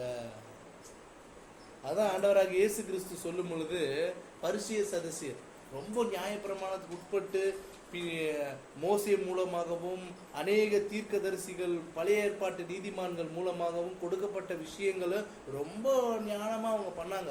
இயேசு கிறிஸ்து கிட்ட வந்து ரொம்ப வாக்குவாதங்கள் அங்க நடந்துச்சு, நம்ம பார்க்கிறோம். இயேசு கிறிஸ்து அவங்கள பார்த்தாங்க, அவங்களுடைய செயல்பாடுகளை கவனிச்சாரு. என்ன தெரியுமா சொன்னாரு? மத்தேயு 23:15 மாயக்காரராகிய வேத பாரகரே, பரிசேயரே, உங்களுக்கு ஐயோ! ஒருவனை உங்கள் மார்க்கத்தால் ஆக்கும்படி சமுத்திரத்தையும் பூமியையும் சுற்றி திரிகிறீர்கள். பாருங்க, இங்க என்ன சொல்றாருன்னா, மாயக்காரரே, வேதபாரரே, பரிசேயரே, இவங்கெல்லாம் யாரு? இவங்கெல்லாம் வந்து அந்த இஸ்ரேல் கோத்திரத்துல இருக்கக்கூடிய மிகப்பெரிய ஒரு தலைவர்கள். இவங்களை பார்த்து சொல்றாரு மாயக்காரரே. இஸ்ரேல்ல வழி நடத்தக்கூடியவர்கள், மத தலைவர்கள் இவங்கெல்லாம். அவங்கள பார்த்து ஒருவனே உங்கள் மார்க்கத்தான் ஆக்கும்படி சமுத்திரத்தையும் பூமியும் சுற்றி திரிகிறீர்கள். பாருங்க என்ன மாதிரி பலி செலுத்தி இருக்கிறாங்க. நம்ம எல்லாம் என்ன பலி செலுத்துறோம், அவங்க பாருங்க எப்படி செலுத்தி இருக்கிறாங்க பலி. சமுத்திரத்தையும் பூமியும் சுற்றி திரிகிறீர்கள் அப்படின்னு சொல்லிட்டு, ஒருவனே உங்கள் மார்க்கத்தான் ஆக்கும்படி அவன் உங்களிலும், அதாவது அந்த உங்க மார்க்கத்தை வழிக்கு கொண்டு வர்றதுக்கு அநேக காரியங்களை செய்றீங்க. ஆனா 28ஆம் வசனம் வாசிக்கணும். அப்படியே நீங்களும் மனுஷனுக்கு நீதிமான்கள் என்று புறம்பே காணப்படுகிறீர்கள், உள்ளத்திலோ மாயத்தினாலும் அக்கிரமத்தினாலும் நிறைந்திருக்கிறீர்கள். அப்படியே நீங்கள் மனுஷருக்கு முன்பதாக நீதிமான்களா நீங்க வெளியில காட்டுறீங்க, ஆனா உள்ளத்துல எப்படி இருக்கிறீங்க? அக்கிரமத்தினாலும் நிறைந்து இருக்கிறீங்க. அப்ப தேவன் பார்க்கிறது உங்களுடைய வேலைகளோ வெளிப்பிரகாரமான காரியங்கள் அல்ல, இருதயத்தில் நடக்கக்கூடிய விஷயங்கள். உள்ளத்தை என்ன பண்றாரு பாக்குற. அந்த உள்ளம் எப்படி தெரியுமா இருக்குங்களா இவங்களுக்கு? அக்கிரமத்தினாலும் நிறைந்து இருக்கிறதா சகோதர சகோதரிகளே. அதான் லூக்கா 16:15 வாசிக்கலாம். லூக்கா 16ஆம் அதிகாரம் 15ஆம் வசனம். அவர் அவர்களை நோக்கி, நீங்கள் மனுஷருக்கு முன்பாக உங்களை நீதிமான்களாக காட்டுகிறீர்கள், தேவனோ உங்கள் இருதயங்களை அறிந்திருக்கிறார். மனுஷனுக்குள்ளே மேன்மையாக எண்ணப்படுகிறது தேவனுக்கு முன்பாக அருவருப்பாக இருக்கிறது. ரொம்ப முக்கியமான வசனம் இது. ஏன்னா அவர் என்ன சொல்றாருன்னா, மனுஷர் முன்பதாக நீங்க நீதிமான்றாக காட்டுறீங்க, அநேகர் முன்பாக நல்லவன் போல நாங்க இருக்கிறோம் காட்டுறீங்க, ஆனா தேவன் அதை பார்க்கறது இல்ல, உங்களுடைய இருதயங்களை என்ன பண்ணிருக்கிறாரு? அறிஞ்சிருக்கிறாரு. அப்போ மனுஷனுக்குள்ளே மேன்மையாக என்னென்ன காரியங்கள் இருக்குதோ அது தேவனுக்கு முன்னாடி எப்படி இருக்குதான்? அருவருப்பா இருக்குதான் சகோதர சகோதரிகளே. அப்போ மனிதன் பார்க்கக்கூடிய விதத்துல நம்ம செய்யக்கூடிய காரியங்கள் அது தேவனுக்கு முழுமையான பலியாக அது அவர் அங்கீகரிக்கிறது இல்ல. அவர் பலி செலுத்த சொன்னாரு, ஆமா உண்மை அதுதான். ஆனா அவர் அங்கீகரிக்கிற விதத்துல அந்த பலி ஏன் இல்லைன்னு பார்க்கும் பொழுது, தேவனை வைக்க வேண்டிய இடத்துல மனிதர்களுடைய விஷயங்களை நம்ம வச்சுறதுனால அது அங்கீகரிக்கிறது இல்லை. நம்மளுடைய இருதயம் எப்படி தெரியுமா இருக்கு? இப்போ சகோதர சகோதரிகளே, நம்முடைய இருதயம் யாருக்கும் தெரியல, தேவனுக்கும் அந்த நபர்களுக்கு ஒண்டிதான் தெரியும் நம்மளுடைய இருதயம் எப்படியாக இருக்கிறது என்று. ஏன்னா இப்போ இந்த ஒரு இடம் இருக்குன்னு நினைச்சுங்களேன், இந்த இடம் ஃபுல்லா இருட்டாக்கிடுங்க, லைட் எல்லாம் ஆஃப் பண்ணி எல்லாம் க்ளோஸ் பண்ணிடுங்க, இருட்டா இருக்கிறதுனா தெரியுமா நம்மளுக்கு? அந்த மாதிரி இருக்குது இன்னைக்கு ஒவ்வொருடைய இருதயம். அப்படி யாருக்கும் எந்த எண்ணமும் தெரியல. ஆனா ஒரு நாள் வரப்போது, அப்போ அந்த வெளிச்சம் போடும் பொழுதுதான் தெரியுது என்ன காரியத்துக்காக, என்ன காரணங்களுக்காக, எப்படியாக நான் என்னுடைய பலியை செலுத்தினேன், என்ன விதத்துலலாம் நான் அர்ப்பணிச்சிருக்கிறேன், எப்படியாக ஜீவிச்சிருக்கிறேன். ரோமர் 2ஆம் அதிகாரம் 16ஆம் வசனம். ரோமர் 2ஆம் அதிகாரம் 16ஆம் வசனம். என் சுவிசேஷத்தின்படியே தேவன் இயேசு கிறிஸ்துவை கொண்டு மனுஷனுடைய அந்தரங்கங்களை குறித்து நியாயத்திற்கு கொடுக்கும் நாளிலே இருக்கிறோம். பாருங்க, ஒரு நாள் வச்சிருக்கிறாரு. அந்த நாள் தான் என்ன ஆயிடும் பார்க்கும் பொழுது, அந்த நாள் என்ன பார்க்கும் பொழுது நியாய தீர்ப்பு கேட்டு அப்பதான் தெரியும் யார் யாரு என்னென்ன காரணத்துக்காக எதை செஞ்சாங்க அப்படின்னு சொல்லிட்டு. அதான் கர்த்தர் வரும்பொழுது நீங்க என்ன பண்ணாதீங்கன்னா, காலத்துக்கு முன்பே யாதொன்றையும் குறித்து தீர்ப்பு சொல்லாதிருங்க. காலம் ஒரு நாள் வரும், அப்போ என்ன பண்ணுவாருன்னா, இருதயத்தில் இருக்கக்கூடிய யோசனை அவர் என்ன பண்ணுவாரு? வெளிப்படுத்துவார். அப்போ அவனவனுக்குரிய புகழ்ச்சி தேவனால் உண்டாகும். இப்போ புகழ்ச்சிகளை மனிதர்கள் மூலமாக ஆசைப்படுறாங்க அதிகமான பேர். ஆனா ஒரு நாள் வரப்போது தேவன் என்ன பண்றாரு, அந்த ஒரு புகழ்ச்சியை கொடுக்கக்கூடியவராக இருக்கிறாரு. சகோதரர், பலிகள் பலிகள் பலிகள் இவ்வளவு நேரம் நம்ம பேசியிருந்தோம். சரி, என்ன நம்ம கொடுக்க முடியும் தேவனுக்கு? நம்முடைய பலிகளை எப்படி செலுத்த முடியும்? நம்முடைய திறமை, பணம், நேரம், செல்வாக்கு. கரெக்டா சொன்னாங்க சகோதரர், ரொம்ப கரெக்டா சொன்னாங்க. அதாவது நம்மளுடைய செல்வம், செல்வாக்கு, நேரம், திறமை, அடுத்து தாழ்ந்து எல்லாவற்றையும் தேவனுக்காக நம்ம என்ன பண்ணோம்? பலி செலுத்தணும். ஸோ இப்படி நம்ம பலி செலுத்தும் பொழுது தேவன் ஒவ்வொருத்தருக்கும் ஒவ்வொரு மாதிரி விஷயங்கள் இல்லை. ஒருத்தர்கிட்ட 2 இருக்கலாம், ஒருத்தர்கிட்ட 3 இருக்கலாம், 4 இருக்கலாம். ஆனால் சகோதர சகோதரிகளே, அதிகம் வைத்து கொண்டிருக்கக்கூடியவர் என்ன காட்டியாகணும்? அதிகமான கணக்கு காட்டியாகணும். எவ்வளவு வைத்திருக்கிறாரோ அவ்வளவு என்ன ஆகணும்? கணக்கு காட்டியாகணும் சகோதர சகோதரிகளே.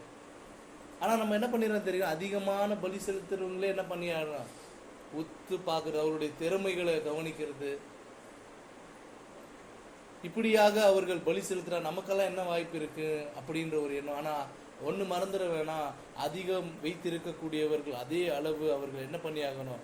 கணக்கு கொடுத்தாகணும். எந்தெந்த விதத்துல அவர்கள் பலி செலுத்திருக்கிறார்கள், எப்படியாக செலுத்திருக்கிறார்கள், என்ன நோக்கத்திற்காக செலுத்திருக்கிறார்கள் அப்படின்னு பாருங்க. அன்னைக்கு லேவியர்கள் ஆசரிப்பு கூடாரத்துக்குள்ள வெளியில இருந்தாங்க.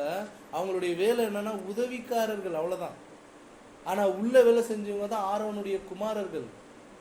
அவங்க என்ன பண்ணாங்கன்னு பார்க்கும் பொழுது பலி செலுத்தினாங்க, அவங்களுடைய விருப்பத்தின்படி செலுத்தினாங்க. அது தேவன் அங்கீகரிக்காத பட்சத்தில் அது என்ன ஆயிடுச்சு? அந்நியாக்கினியாக மாறி 2ஆம் மரணத்துக்கு போயிட்டாங்க. அப்போ சகோதர சகோதரிகளே, நம்ம என்ன பண்ணி ஆகணும்னு பார்க்கும் பொழுது உங்கள்கிட்ட ஒரு கேள்வி. ஒரு எக்ஸன்ல ஒரு சகோதரர் இருக்கிறாரு, யாரோ ஒரு சகோதரர் இருக்கிறார். அவர் ரொம்ப நல்லா விழுந்து விழுந்து தேவனுக்காக ஊழியம் பண்ணாரு. அநேக மீட்டிங்க நடத்திருக்கிறாரு, அநேக கன்வென்ஷன்கள் நடத்திருக்கிறாரு, அநேக தேவன் திட்டத்துல, தேவனுடைய தெய்வீக திட்டத்துல அநேக வேலைகள் என்ன பண்ணியிருக்கிறாரு? செய்திருக்கிறாரு. ஆனா அவருடைய வாழ்க்கையில பார்க்கும் பொழுது ஏதோ ஒரு பலவீனாலே காணப்பட்டுச்சு. பலவீனங்கள் நிறைந்துதான் என்ன பண்ணிருக்குது? காணப்பட்டிருக்கிறது. இப்ப தேவன் என்ன பண்ணுவாரு? அவருக்கு கொஞ்சம் கிருபை பாராட்டுவாரா? ஆனா அநேக வேலைகளை செய்திருக்கிறாரு, தேவனுக்காக அநேக விஷயங்களை செய்திருக்கிறாரு. தேவன் ஏதாச்சும் ஒரு கிருபை காட்டுவாரா அவருக்கு?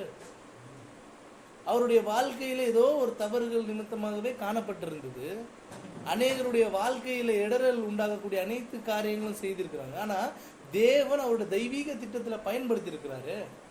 அவருடைய ஊழியம் இந்நாள் வரைக்கும் பேசுது அப்படின்ட்டு தேவன் கிருபையாக இவ்வளவு பலிகளை செலுத்திருக்கிறீங்க, ஏதோ ஒரு குறைகள் இருக்குது, பரவாயில்ல வாங்க அப்படின்னு ஏத்துக்குவாரா? சகோதர சகோதரிகளே, அப்படின்னு என்ன பண்ண மாட்டார் அவரு? ஒருபோதும் ஏத்துக்க மாட்டாரு. அப்படின்னா மறைமுகமா தேவன் யாரை தெரியுமா யூஸ் பண்ணி இருக்கிறாரு? அவருடைய தெய்வீக திட்டத்துல சாத்தான கூட மறைமுகமா யூஸ் பண்ணியிருக்கிறார். இந்த உலகத்துல 6000 வருடங்களாக தீமையின் மூலமாக நன்மையை கற்றுக்கொள்ளக்கூடிய பாடத்தை யார் தான் சொல்லி கொடுத்துட்டு இருக்கிறா? சாத்தான் தான் சொல்லிட்டு இருக்கிறான். அப்போ நீங்களும் ஒரு தெய்வீக திட்டத்துல ஒரு உங்களை நான் உபயோகம் பண்ணியிருக்கிறேன், நீங்களும் வாங்க 1,44,000 சொல்ல முடியுமா? அப்படி சொன்னா அழிக்க முடியாத சாத்தானாக மாறிடுவாங்க சகோதர சகோதரிகளே. அதுதான் நம்ம பார்க்கிறோம். அறிவு என்ன ஆகும்னு பார்க்கும்போது இருமாப்பை உண்டு பண்ணும். அதிக வாய்ப்புகள் என்ன ஆகும் பார்க்கும்போது அவரை 2ஆம் மரணத்துக்கு கொண்டு போயிடும். ஒரு சமயம் உண்மையும் உத்தமமாக அவர்கள் செய்யாத பட்சத்துல. அதான் ஒருத்தர் பலி செலுத்த போகும்பொழுது தேவன் என்ன பண்ணிட்டாருன்னா ஸ்டாப் பண்ணிட்டாராம். ஸ்டாப், நீ இப்ப என்ன பண்ணு, நீ போயிட்டு இந்த பலி அங்க வச்சிரு. நீ போயிட்டு ஃபர்ஸ்ட் என்ன பண்ணு, வசனம் வாசிக்கலாம் பிரதர். மத்தேயு 5ஆம் அதிகாரம் 23. ஆகையால் நீ பலிபீடத்தில் உன் காணிக்கையை செலுத்த வந்து உன் பேரில் உன் சகோதரனுக்கு குறை உண்டு என்று அங்கே நினைவு கூறுவார்கள். அங்கே தானே பலிபீடத்தின் முன் உன் காணிக்கையை வைத்துவிட்டு போய் முன்பு உன் சகோதரனுடன் ஒப்புரவாகி பின்பு வந்து உன் காணிக்கையை செலுத்து. பாருங்க என்ன பண்றாருன்னு பார்க்கும் பொழுது, உன்னுடைய பலியில கொஞ்சம் அங்க வச்சிருப்பா, வச்சுட்டு நீ முன்பு போய் உன்னோட சகோதர இடத்துல என்ன பண்ணு, சரி செஞ்சுக்க. நீ சில தவறான விஷயங்களை செய்திருக்கலாம், அல்லது அவருக்கு இடையூறான காரியங்களை செய்திருக்கலாம். அதை போய் நீ கொஞ்சம் சரி பண்ணிட்டு அப்புறமா நீ வந்து என்ன பண்ணு, அந்த பலியை செலுத்து. இப்படி ஒவ்வொருவரும் செலுத்தி கொண்டு இருக்கிறோமா? சகோதர சகோதரி, அநேகருக்கு எப்படியாக ஆயிருக்குதுன்னு பார்க்கும் பொழுது, ஏதாச்சும் ஒரு வேலைகள் நான் செய்யணும், அப்படி செஞ்சா நான் இருப்பேன், இல்லைன்னா அப்படியாக நடந்து கொண்டிருக்கக்கூடிய காரியங்கள் முன்னாடி வைக்கணும். அவங்களுடைய சுய விருப்பத்திற்காக வந்தாங்க, அந்த சுய விருப்பம் என்ன ஆகலைன்னு பார்க்கும்போது சபையில நடக்கல. அவங்க என்ன பண்ணிட்டாங்க, அநேகர் நீங்க பார்த்துருக்கிறீங்களா, வந்த வேகத்திலேயே ரொம்ப ஆரம்பத்துல ரொம்ப வேகமா வந்து அநேக விஷயங்களை செய்வாங்க. சடனா எங்க போனாங்கன்னே தெரியாது. அவங்க என்ன எண்ணத்துல வந்தாங்கன்னு பார்க்கும்போது அவங்க எண்ணத்தை வந்து அங்க திணிக்க முடியல. ஏன்னா சபையில இருக்கக்கூடியவர் ஒரு சமயம் தேவனுக்கு பிரியமான காரியங்கள் செய்திருக்கலாம்னா சபை தேவனுடையது, சபை தேவனுடையது. அப்போ அவருடைய சுய எண்ணம் நடக்காத போது என்ன பண்ணிட்டாங்க, கொஞ்ச நாட்கள் அவர்கள் இருக்கலாம், அடுத்து நீண்ட நாட்கள் என்ன பண்ண முடியாதுன்னா பயணம் பண்ண முடியாது. இந்த ஒரு பயணத்துல இது அப்பேற்பட்ட ஒரு பயணமாக இருக்கிறது. சகோதர சகோதரிகளே, கட்டாயத்தின் நிமித்தமாகவோ எந்த ஒரு நிமித்தமாகவோ யாரும் என்ன பண்றது இல்லை, அவருடைய முழு விருப்பம் அர்ப்பணம் செய்திருக்கக்கூடிய நோக்கத்தை உணர்ந்து தேவனுக்காக நான் அர்ப்பணம், இப்படிதான் என்னுடைய வாழ்க்கை இருக்க போகிறது என்று எண்ணம் கொண்டு நம்ம என்ன பண்ண ஜீவிக்கக்கூடியவர்களாக இருக்கணும். அவங்கதான் தேவனுடைய சபை என்று நமக்கு விசுவாசம் இருந்தால் பேச கொண்டிருக்கக்கூடிய ஒவ்வொரு வார்த்தையும் தேவனிடத்திலிருந்து வருகிறது என்பது விசுவாசம் நமக்கு இருக்கணும்.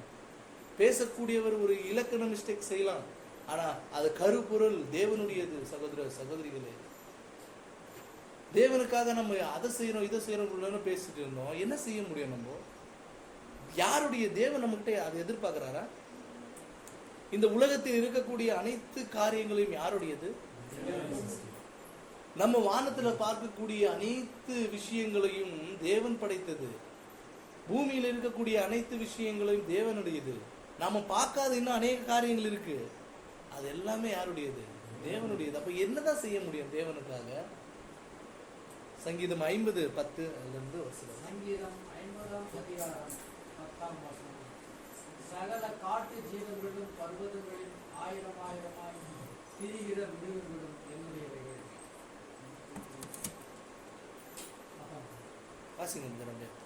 சகல காட்டு ஜீவன்களும் பர்வதங்களிலே ஆயிரமாயிரமாய் திரிகிற மிருகங்களும் என்னுடையவைகள். மலைகளில் உள்ள பறவைகள் எல்லாம் அறிவேன், வெளியில் நடமாடுகிறவைகள் எல்லாம் என்னுடையவைகள். நான் பசியா இருந்தால் உனக்கு சொல்லேன், பூமியும் அதன் நிறைவும் என்னுடையவைகளே. எல்லாமே தேவனுடையது. நான் பசியா இருந்தா உனக்கு சொல்லுவேன். நம்ம எது செய்ய முடியும் தேவனுக்காக? நான் அதை செஞ்சுட்டேன் இதை செஞ்சுட்டேன், நிறைய விஷயம் நம்ம பேசலாம்.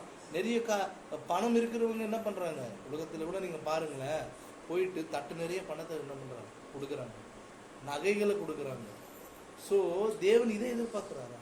தேவன் எதை எதிர்பார்க்கிறான்னா நம்மையே எதிர்பார்க்கிறார். நம்மளுடைய அர்ப்பணிப்பு, நம்மளுடைய முழுசா நம்மள என்ன பண்றாரு தேவன், அதான் எதிர்பார்க்கக்கூடியவராக இருக்கிறார். அதான் 1 சாமுவேல் 15:22 நம்ம பார்க்கிறோம். வாசிங்க சார்.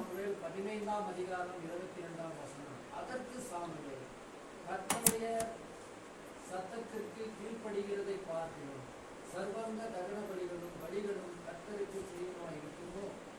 பலியை பார்க்கணும் கீழ்ப்படுகிறோம், ஆட்டு கடாக்களின் நிலத்தை பார்க்கணும் செவி கொடுத்தல் உத்தமம். பாருங்க, பலியை பார்க்கிலும் கீழ்ப்படிதலே உத்தமம். சகோதர சகோதரிகளே, அப்போஸ்தலனாகிய பவுல் வந்து ஒரு இடத்துக்கு போறாரு, கொரிந்திய சபைக்கு போறாரு. அங்க ஒவ்வொருத்தரும் ஒவ்வொரு வேலையை செய்து கொண்டிருக்கிறார்கள். அப்போஸ்தலர் பவுல் வந்து ரொம்ப சந்தோஷப்பட்டு, இதல்லவா சபை அப்படி சொன்னாரா? வசனம் வாசிங்க. 1 கொரிந்தியர் 11:26, 14:22. நீங்கள் கூடி வருகிற போது ஒருவன் சங்கீதம் பாடுகிறான், ஒருவன் போதகம் பண்ணுகிறான், ஒருவன் அந்நிய பாஷை பேசுகிறான், ஒருவன் ரகசியத்தை வெளிப்படுத்துகிறான், ஒருவன் வியாக்கியானம் பண்ணுகிறான். சகோதரர்களே, இது என்ன? சகலமும் பக்தி விருத்திக்கு ஏதுவாக செய்யப்படக்கூடாது. பாருங்க, சபைக்கு என்டர் ஆகுறாரு, வந்த உடனே ஒவ்வொருத்தரும் ஒவ்வொரு வேலையை என்ன பண்றாங்கன்னா செய்து கொண்டிருக்கிறார்கள். ஒருவன் போதனம் பண்ணுகிறான், அந்நிய பாஷையில பேசுறான், ரகசியங்களை வெளிப்படுத்துறாங்க. இவ்வளவு விஷயங்கள் நடந்து கொண்டிருக்கும் பொழுது சகோதரரே, இது என்ன? சகலமும் பக்தி விருத்திக்காக செய்யப்பட வேண்டும். அப்ப என்ன இல்ல? பக்தி இருக்கு, ஆனா அதுல விருத்தி இல்ல. சகோதர சகோதரிகளே, ஒவ்வொரு காரியத்தையும் நம்ம என்ன பண்ணோம்னா செய்து கொண்டிருக்கக்கூடிய காரியத்தில் விருத்தி இருக்கக்கூடியவர்களாக இருக்கணும். ஏதோ பணி, ஏதோ வேலைகளை நான் செய்து கொண்டிருக்கிறேன் என்பது, அதை தாண்டி அதுல விருத்தி இருக்கணும் ஒவ்வொருத்தருக்கும். பாருங்க, பக்தின்னு சொன்ன பிறகு நம்மை காட்டிலும் உலகத்துல கொஞ்சம் எட்டி பாருங்க. ஒரு பூசாரி 4 மணிக்கு எழுந்திக்கிறார். 4 மணிக்கு எழுந்திரிச்சு குளிச்சு குளிக்காம அந்த ஒரு பூஜையாகட்டும், அந்த ஒரு விஷயங்களாகட்டும் செய்ய மாட்டோம்.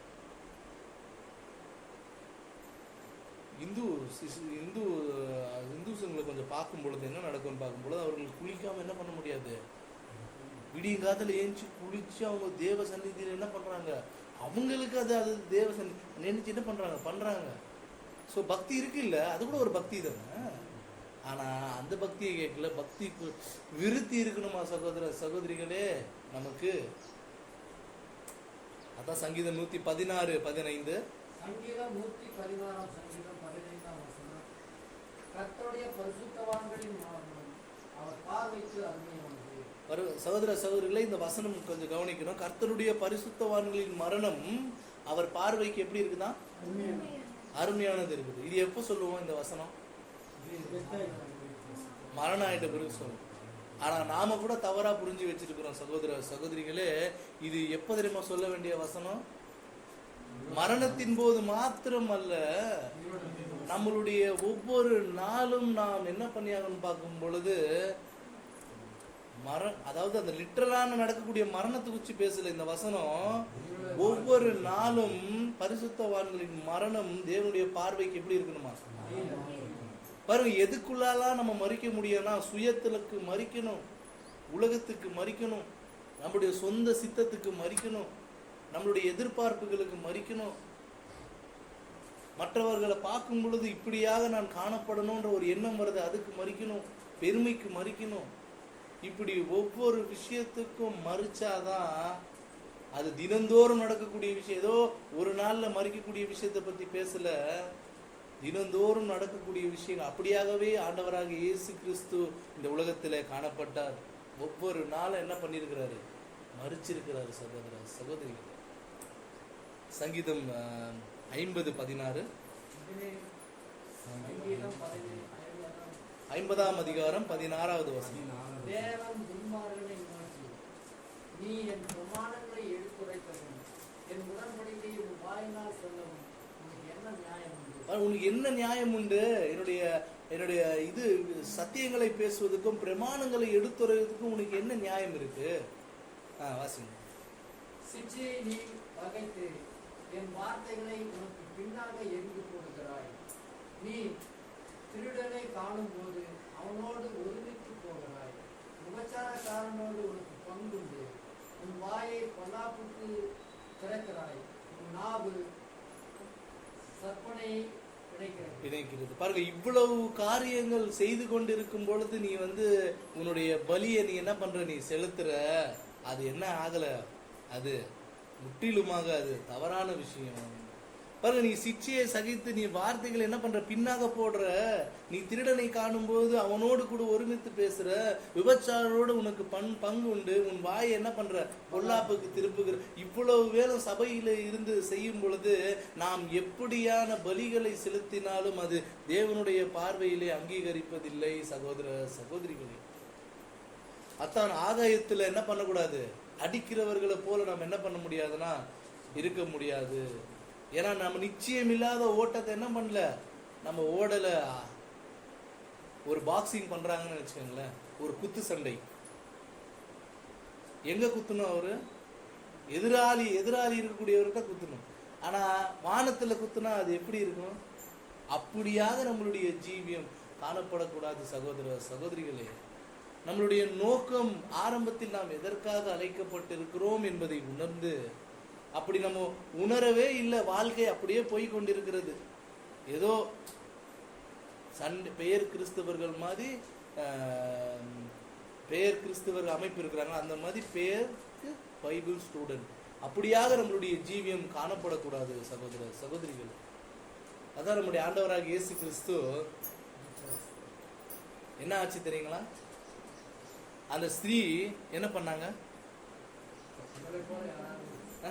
அந்த ஸ்திரீ என்ன பண்ணாங்கன்னா, ஆண்டவரே நீங்க என்ன பண்ணுங்க, என் பிள்ளை ரொம்ப வியாதிப்பட்டு பிசாசுனால் என்ன பண்றான்னா ரொம்ப கஷ்டத்துல இருக்கிறான், நீ கொஞ்சம் நீங்க என்ன பண்ணுங்க கருணை காட்டுன்னு சொல்லும்போது என்ன தெரியுமா சொல்லிட்டாரு?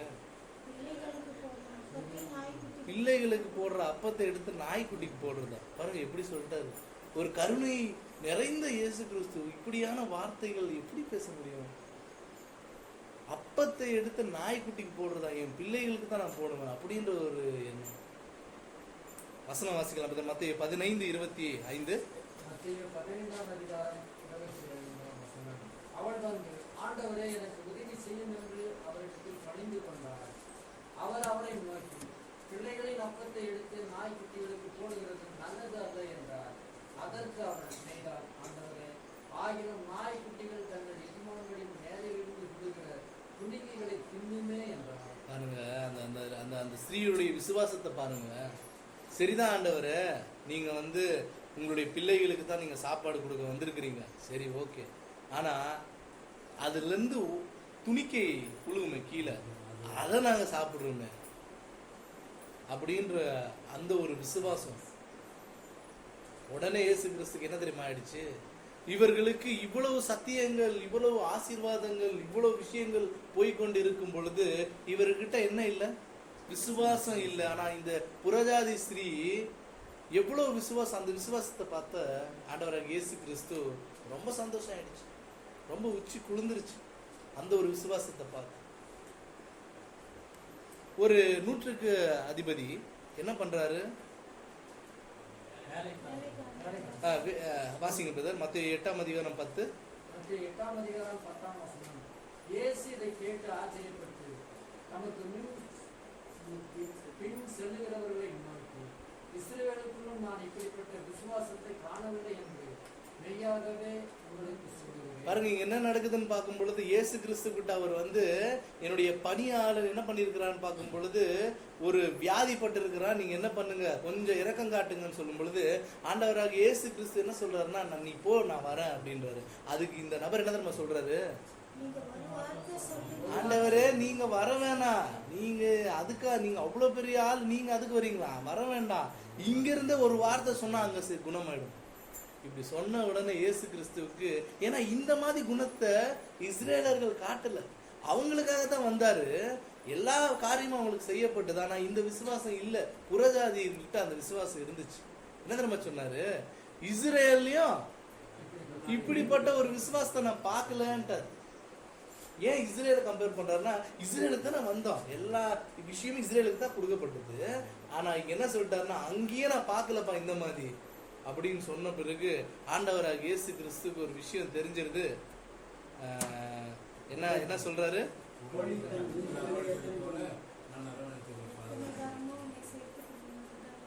அதான் நான் சொன்ன ஆரம்பத்தில் ஒரு விஷயம் சொன்னேன் பாருங்க. இன்னைக்கு இப்போ எவ்வளவு பேர் நீங்க வந்து வாய் திறந்தீங்க, ஆரம்பத்தில் அவ்வளோ இல்லை. ஸோ அதுதான் நான் சொன்ன ஆரம்பத்தில், நீங்க அப்படியே என் கூட என்ன பண்ண தொடர்புல வந்துட்டே இருந்தாதான் இந்த ஒரு விஷயம் என்ன ஆகும்னா தொடர்பு இல்லைன்னா கட் ஆயிடும். ஸோ நாம் வந்திருக்கக்கூடிய நோக்கம் இருதயத்துக்குள்ளாக ஒரு சுத்திகரிப்பு, தேவன்கிட்ட இன்னும் நான் அதிகமாக சேர்வதற்கு ஒரு வாய்ப்பு. அதுக்கு தான் நம்ம வந்திருக்கோம் பாருங்க. கடக்க கடக்க கடக்க நம்ம உற்சாகம் அடையிறோம். அதுதான் வந்து தேவன் விருப்பப்படுறோம். சகோதர சகோதரிங்க என்ன தெரியுமா சொல்றாரு ஆண்டவராக இயேசு கிறிஸ்து? ஒரு கோழி தன் குஞ்சை எப்படி சேர்த்து சேர்த்து வைக்குமோ பாருங்க, அந்த கோழி போயிட்டே இருக்கும், மழை இருக்கும், காத்து இருக்கும், கூட்டி கூட்டி சேர்க்கும். அவ்வளோ வண்ணமாக நான் எத்தனையோ தடவை சேர்த்தேன். ஆனா உங்களுக்கோ மத்தேயு 23ஆம் அதிகாரம் 37. 23ஆம் அதிகாரம் 37 சொல்லுங்க.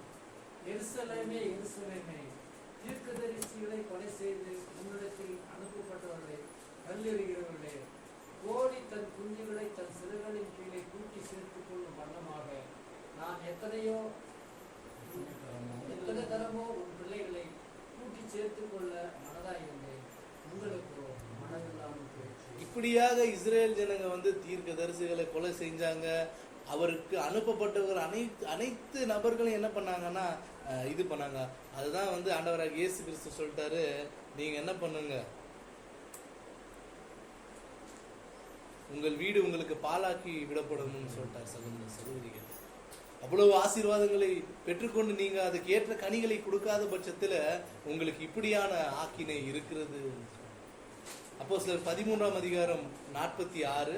அப்போஸ்தலர் 13ஆம் அதிகாரம் 46ஆம் வசனம். அப்பொழுது பவுலும் பர்னபாவும் தைரியம் கொண்டு அவர்களை நோக்கி, முதலாவது உங்களுக்கு தேவ வசனத்தை சொல்ல வேண்டியதாக இருந்தது, நீங்களோ அதை தள்ளி உங்களை நித்திய ஜீவனுக்கு அவாத்தராக்க தீர்த்து கொள்ளுகிறபடினால் இதோ நாங்கள் பிரஜாதியாரிடத்தில் போகிறோம். பாருங்க, அப்போஸ்தலர் பவுலும் பர்னபாவும் என்ன சொல்றாங்க தெரியுமா? இஸ்ரேல் ஜனங்களை பார்த்து, சகோதரரே, முதலாவது இந்த ஒரு சத்தியம் உங்களுக்கு தான் வந்துச்சு, நீங்களும் அதை தள்ளி உங்களை நித்தியத்துக்கு அபாத்திரமாக தீர்த்து கொண்டபடினால் இதோ நாங்கள் புறஜாதியர் இடத்துக்கு போறோம். அவங்க என்ன பண்றாங்க? அவங்க விசுவாசத்தை காட்டுறாங்க. உங்களுக்கு இவ்வளவு இருந்த நீங்க என்ன பண்ணல? காட்டல. சகோதர சகோதரிகளே, சோ இப்போ நமக்கு என்ன பாடம் இதுல?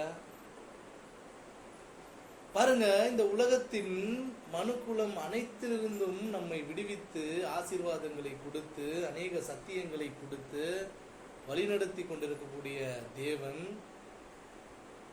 என்ன பண்றாரு தெரியுங்களா? அநேக விஷயங்கள்ல விசுவாசம் நாம இழந்தவர்களாக காணப்பட்டால் அங்க என்ன நடந்துச்சு? இதோ நாங்கள் புறஜாதியர் இடத்துக்கு போறோம். முதலாவது சத்தியத்தை உங்களுக்கு தான் சொன்னோம், நீங்க என்ன பண்ணலாத கேட்கல. இப்ப நாங்க என்ன பண்றோம்? புறஜாதிகள்கிட்ட போறோம்.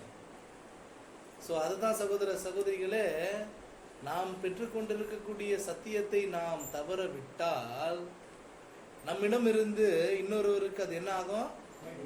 மாற்றம் அடையும். சகோதர சகோதரிகளே, அப்போ நமக்கு அந்த ஒரு கிரீடம் கொடுக்கப்பட்டதா? நமக்கு கிரீடம் நமக்கு கொடுக்கப்படுறாங்க இல்லையா? அந்த கிரீடம் என்பது அழியாமையை குறிக்குது இல்லைங்களா? அழியாமையை குறிக்குது. இப்போ அந்த கிரீடம் நமக்கு உண்மையா வாங்கணும், பரிசுத்தமா வாழணும், சுத்தமா இருக்கணும். அது முடிந்த பிறகு அது கிரீடம் கொடுக்கப்படுதா அல்லது முன்பதாக கொடுக்கப்பட்டதா?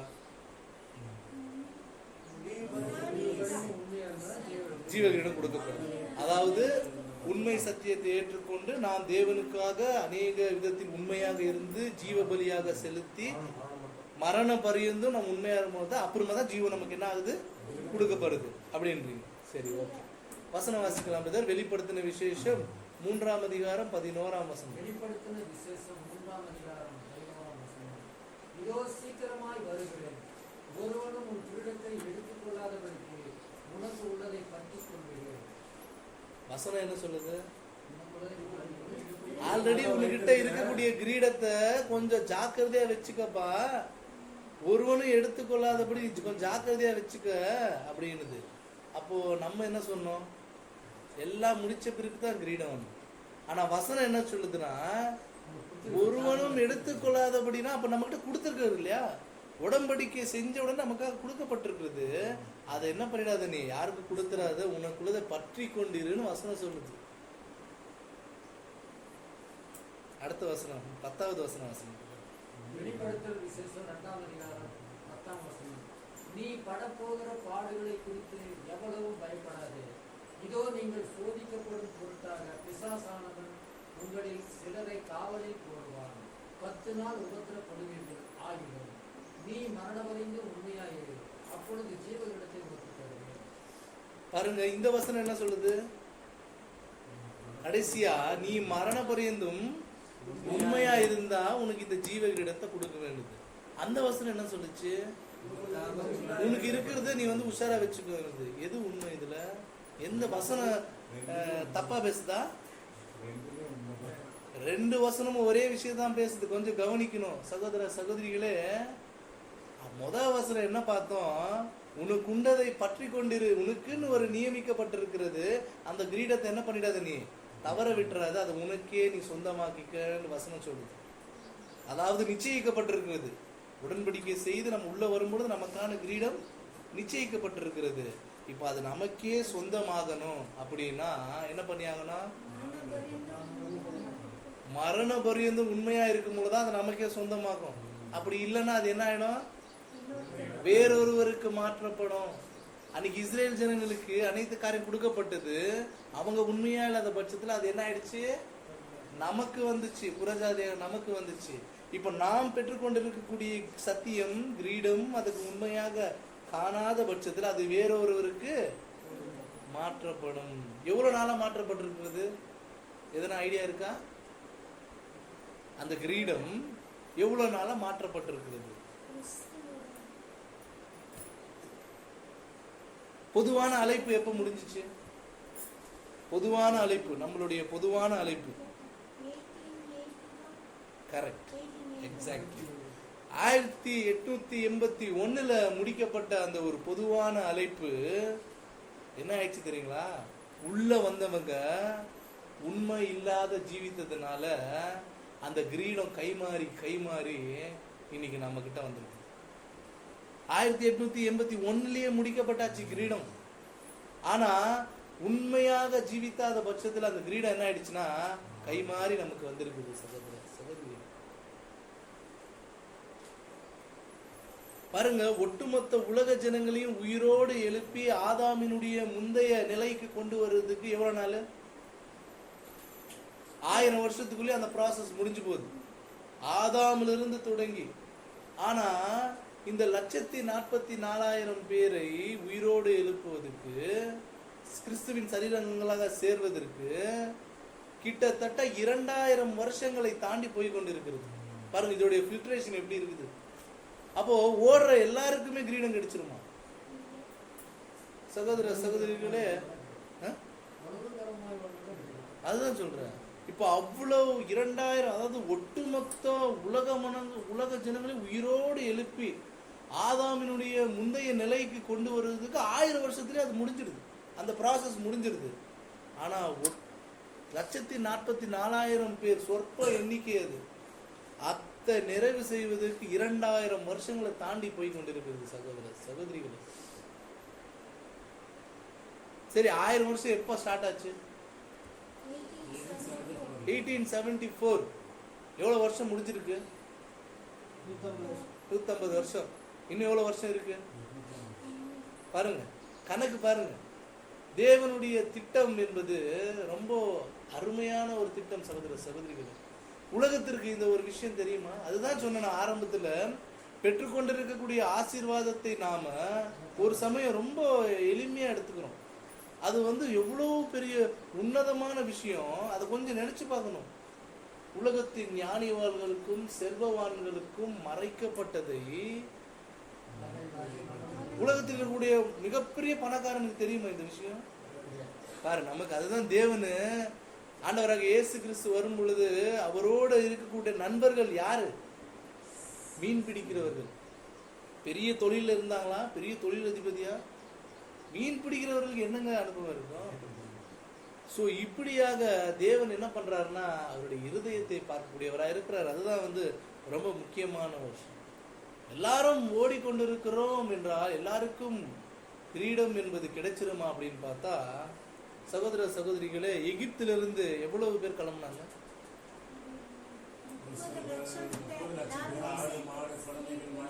புருஷர்கள் மட்டும் 6 லட்சம் பேர் போயிட்டாங்க எகிப்திலிருந்து. ஆனா கானானை எத்தனை பேர் போனாங்க? விரல் விட்டு எண்ணலாம். பாருங்க, 6 லட்சம் புருஷர்கள் மட்டும் கிளம்பி இருக்கிறாங்கன்னா கானானுக்கு 2 பேர் தான் போக முடிஞ்சிச்சு. அப்போ எல்லாரும் ஓட்டம் ஓடிக்கொண்டிருக்கிறோம் என்றால், அதுலயும் சகோதர சகோதரிகளை உண்மையா இருக்கக்கூடியவர்களுக்கு தான் அந்த ஜீவன் ரொம்ப முக்கியமா இருக்கணும். இது ஏன்னா கதவு இன்னும் திறக்கப்பட்டிருக்கிறது. சகோதர சகோதரிகளே, நமக்கான கதவு திறக்கப்பட்டிருக்கிறது. ஆனா நம்ம என்ன தெரியுமா பண்றோம்? இவ்வளவு சத்தியங்கள் பெற்றுக்கொண்டு இருக்கிறோம், ஆசீர்வாதங்களை பெற்றுக்கொண்டு இருக்கிறோம். ஆனால் காலையில் எழறோம், வேலை செய்கிறோம், திருப்பி இடைப்பட்ட நேரங்களில் கொஞ்சம் தேவ வாசிப்பு சத்தியம் கேட்குறோம், திருப்பி வீட்டுக்கு போயிடுறோம், அன்றாட வாழ்க்கையை செய்கிறோம். இப்படி தான் நம்மளுடைய வாழ்க்கை போய்கொண்டிருந்தால் சகோதர சகோதரிகளே, கிரீடம் என்பது ரொம்ப முக்கியமானது ஒன்று. ஏன்னா அதனுடைய அடைவதற்கான படிநிலை என்பது அவர் வைத்திருக்கக்கூடிய அந்த ஒரு படிநிலைக்கு உட்பட்டு நாம் ஜீவிக்கக்கூடியவர்களாக இருக்கணும். அதுதான் ரொம்ப முக்கியம். இப்படியாக உலக மக்கள் மாதிரி நம்ம வாழ்ந்து கொண்டிருந்தோம் என்றால் நமக்கான கிரீடம் என்பது மறுக்கப்படும் சகோதர சகோதரிகளே. அதான் நம்ம பார்த்தோம், இஸ்ரேலிடமிருந்து புறஜாதியருக்கு மாற்றப்பட்டது, இப்போ உலகத்திலிருந்து நமக்கு கொடுக்கப்பட்டிருக்கிறது. இப்போ நாமும் உண்மை இல்லாத ஜீவித்ததுனால அந்த கிரீடம் யாருக்கு போயிடும்? திருப்பி இன்னொருவருக்கு போயிடும். 1 கொரிந்தியர் 13ஆம் அதிகாரம் வசனம் வாசிக்கலாம். 1 கொரிந்தியர் 13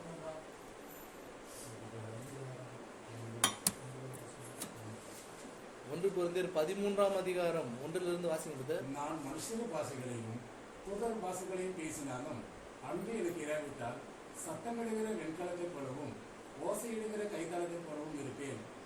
நான் தீர்க்க தரிசன வார்த்தைகளை உரைத்திருந்தும் சகல ரகசியங்களையும் சகல அறிவையும் அறிந்தாலும் மலைகளை கேட்கத்தக்க சகல விசுவாசம் உள்ளவனா இருந்தாலும் அன்று எனக்கு இராவிட்டால் நான் ஒன்றுமில்லை.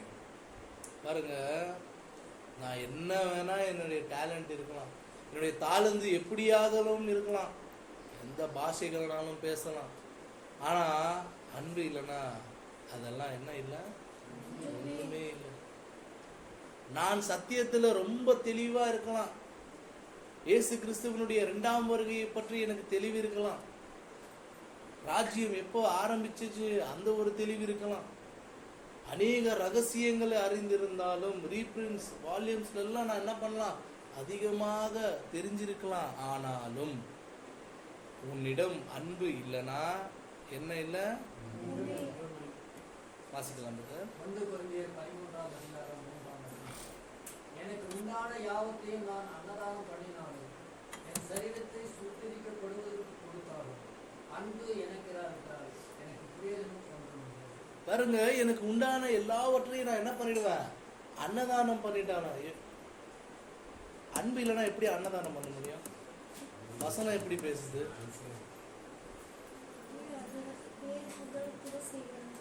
அதுதான் இன்னைக்கு உலக மக்கள் செய்யறாங்க இல்லைங்களா? தன்னுடைய கட்சிக்காகவும் பேருக்காகவும் கட்சியினுடைய வளர்ச்சிக்காகவும் பதவிக்காகவும் பேருக்காகவும் புகழுக்காகவும் அவங்க என்ன பண்றாங்க?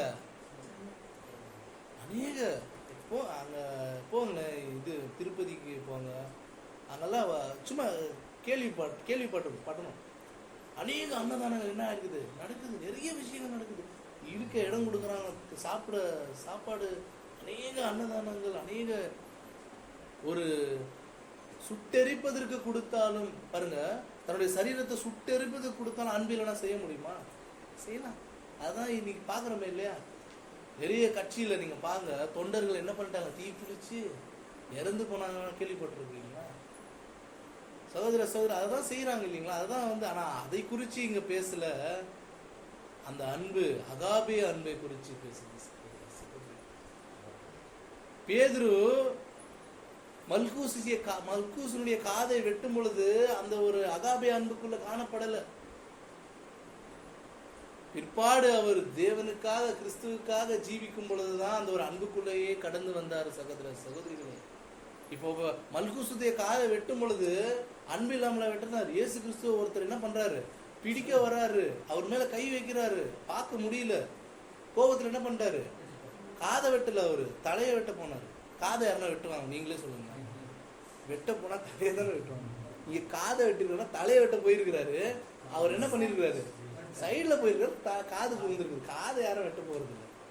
ஸோ இப்படிதான் அன்பு இல்லாம செய்ய முடியுமா? ஆனா பாருங்க, அந்த அன்பை குறித்து பேசல. அதுக்கப்புறமா ஒரு அன்பை காட்டினார் தெரியுங்களா? உண்மையாக தேவனுக்காக வைராக்கியமா அவர் எழும்பி ஜீவித்தாரு. அதுதான் சகோதர சகோதரிகளே அந்த அன்பு தான் நம்ம அங்க பார்க்கணும்.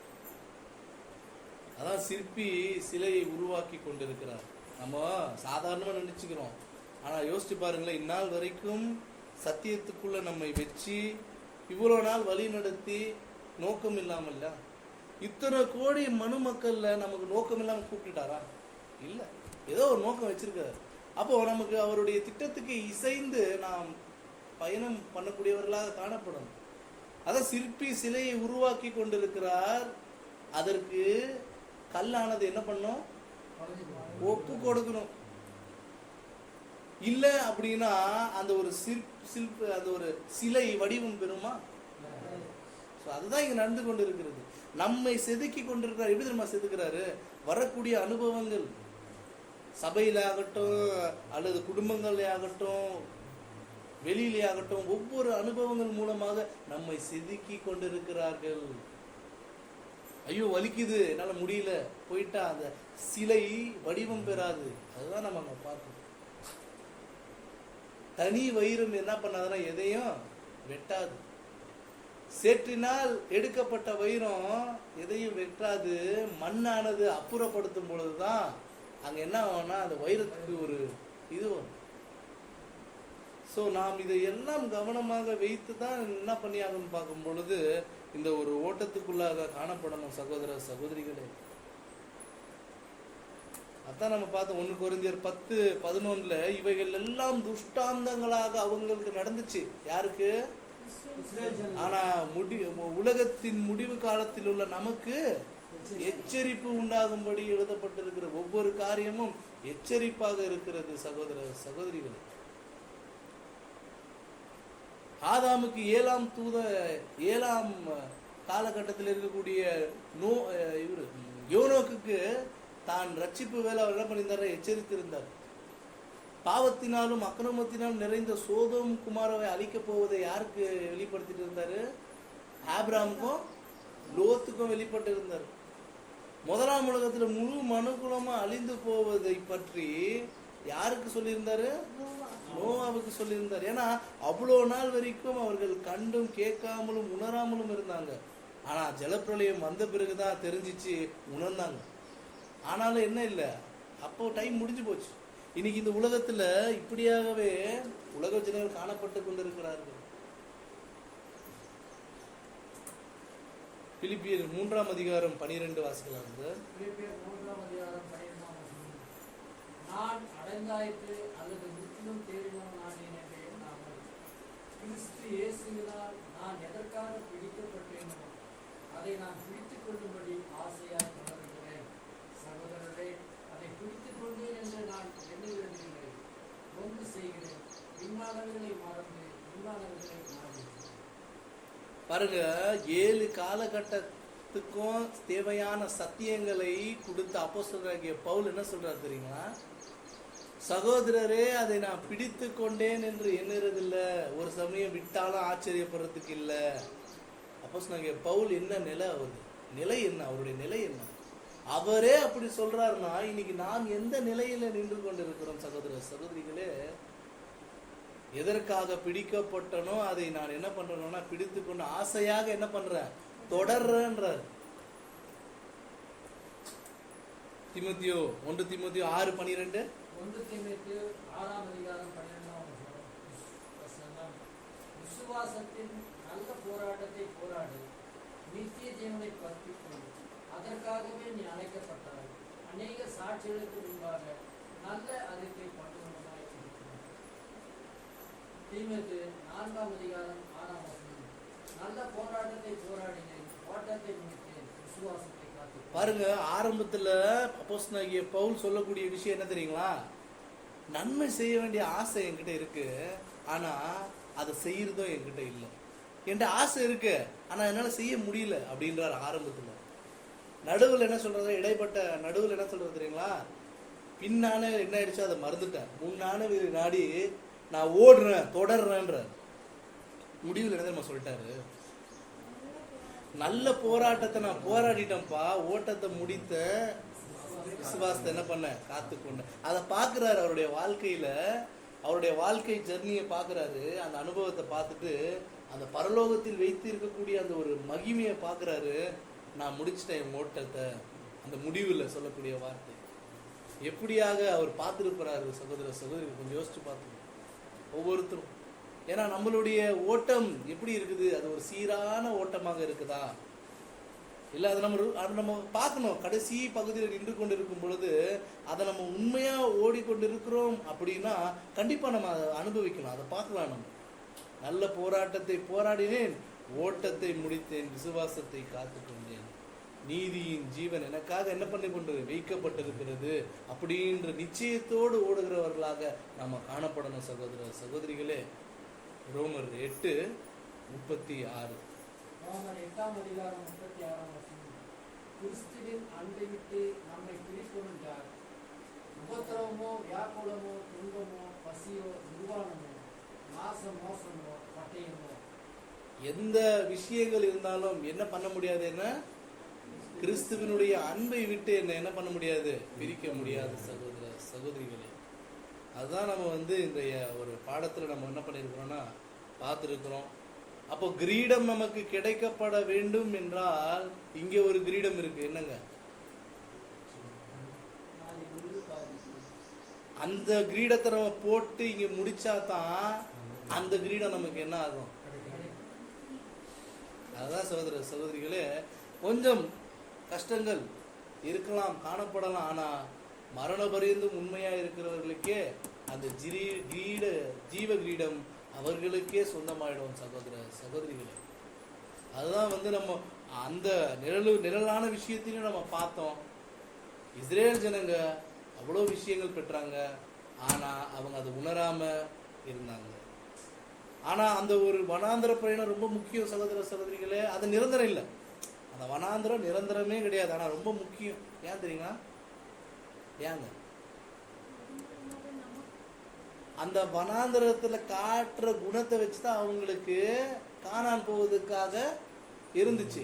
இன்னைக்கு இந்த உலகம் என்னக்கூடிய வனாந்திரத்துல, எகிப்தாகிய உலகத்துல வாழ்ந்து கொண்டிருக்கக்கூடிய நமக்கு இங்க ரொம்ப நிரந்தரம் இல்லை எதுவுமே. இங்க நம்ம எதுவும் சேர்த்து வரல, ஆனா ரொம்ப முக்கியமான இடம் எது தெரியுங்களா? இங்க நாம காட்டுற குணங்களை வைத்து தான் சபை வகுப்பா இல்ல திரள் கூட்டமா இல்ல இரண்டாம் மரணமா? சபை வகுப்பார் சபையில என்ன வேலை செஞ்சு கொண்டிருப்பாரு? சபையுடைய வேலையை செய்து கொண்டிருப்பார். சபை வகுப்பாருக்கு போவதுக்கான வேலையை செய்து கொண்டிருப்பார். இரண்டாம் மரணத்துக்கு போறவரு 8 காலுக்கு பூச்சிக்கு எத்தனை காலம் நான் கேட்க மாட்டேன். அவரு தெளிவா திருத்தமா 2ஆம் மரணத்துக்கு என்ன பண்ணுமோ அது தெளிவா செய்வாரு. திரள் கூட்ட வகுப்பாருக்கு என்ன வேலை போவாரு, அவர் அந்த வகுப்புக்கு என்ன செய்யணுமோ அதை செஞ்சிருவாரு. நம்ம ஏன் திரள் கூட்டம் போறவரை பார்க்கணும்? நம்ம ஏன் 2ஆம் மரணத்துக்கு போறவரை பார்க்கணும்? அதான் வசனம் சொல்லிச்சு, கிறிஸ்துவை இயேசுவை நோக்கி உங்களுடைய பயணம் காணப்படணும். நம்ம யாரையும் பார்க்க வேண்டாம் சகோதர சகோதரிகளே. பக்கத்தில் இருக்கிறவரை பார்த்தாலே நமக்கு என்ன ஆகும், விழுகல் தான் சகோதர சகோதரி. ஏன்னா இது பாவம் நிறைந்த மாம்சமாக இருக்கிறது. ஆனால் அதுதான் வசனம் சொல்லிச்சு, இயேசு கிறிஸ்துவை என்ன பண்ணுங்க நீங்க பாருங்க. நமக்கு முன்பதாக அநேக வேதங்கள் இருக்குது, அத்தை பாருங்க, அத்தை பார்த்துட்டு உங்களுடைய ஓட்டத்தை ஓடுங்க. சகோதரர் பார்க்கும் பொழுது அவர்கள் விழுந்தா நம்மளும் என்ன ஆக்கிடும், அதுல விழ வச்சிரும். அதை நம்ம கவனமாக இருந்துட்டு நம்ம என்ன பண்ணோம்னா சத்தியத்துக்கு முக்கியத்துவம் கொடுக்கிறவர்களாக நம்ம காணப்படணும். அப்போ இன்றைய பாடம் அனைவருக்கும் ஒரு விசுவாசத்தோடு இந்த ஓட்டத்தை ஓடிக்கொண்டிருக்கக்கூடிய ஒவ்வொருவருக்கும் இந்த ஒரு பாடம் மிகுந்த ஒரு எச்சரிப்பாகவும், இருதயத்தில் உண்மையாக நாம் விசுவாசத்தை ஏற்றுக்கொண்டிருக்கும் பட்சத்தில் ஒரு கிளர்ச்சி ஏற்படும். கண்டிப்பாக சகோதர சகோதரிகளே, என்ன என்னுடைய ஓட்டம் என்பதை நாம் ஒவ்வொருவருடைய நோக்கத்தை புரிந்து கொண்டிருக்கணும். நம்முடைய ஓட்டத்தின் நோக்கத்தை என்ன பண்ணணும் புரிந்து கொண்டு. ஏன்னா அந்த இஸ்ரேல் ஜனங்க அந்த நோக்கத்தையே மறந்துட்டாங்க, பெற்றுக்கொண்ட ஆசீர்வாதத்தை மறந்துட்டாங்க, பலி செலுத்தக்கூடிய விதத்தை மறந்துட்டாங்க, எது கொடுக்கப்பட்டதோ அதை மறந்துட்டாங்க. இன்னைக்கு நமக்கு எல்லாரும் முன்னாடி வச்சிருக்கிறாங்க. இப்போ நாம இதை எப்படியாக கையாளணும், எப்படியாக இதை செய்யணும் என்பதை நாம் ஒவ்வொருவரும் சுய பரிசோதனை செய்து இந்த ஓட்டத்தை பங்கு பெற, இந்த ஓட்டத்தை நாம் முடிக்க கிருபை செய்வாராக. பொறுமையோடு இந்நேரம் வரைக்கும் கேட்ட உங்கள் அனைவருக்கும் என்னுடைய அன்பின் வாழ்த்துக்களை தெரிவித்துக் கொள்கிறேன். மீண்டுமாக தேவனுடைய நாமத்தினாலும் ஆண்டவராகிய இயேசு கிறிஸ்துவுக்கும் நான் மகிமையை செலுத்தி கொண்டு இப்படிப்பட்டதான வாய்ப்பை ஏற்படுத்தி கொடுத்த சபையாருக்கும் என்னுடைய நன்றிகளை தெரிவித்துக் கொள்கிறேன். தேவன் இந்த ஒரு வார்த்தைகளை ஆசீர்வதிப்பாராக. ஆமென்.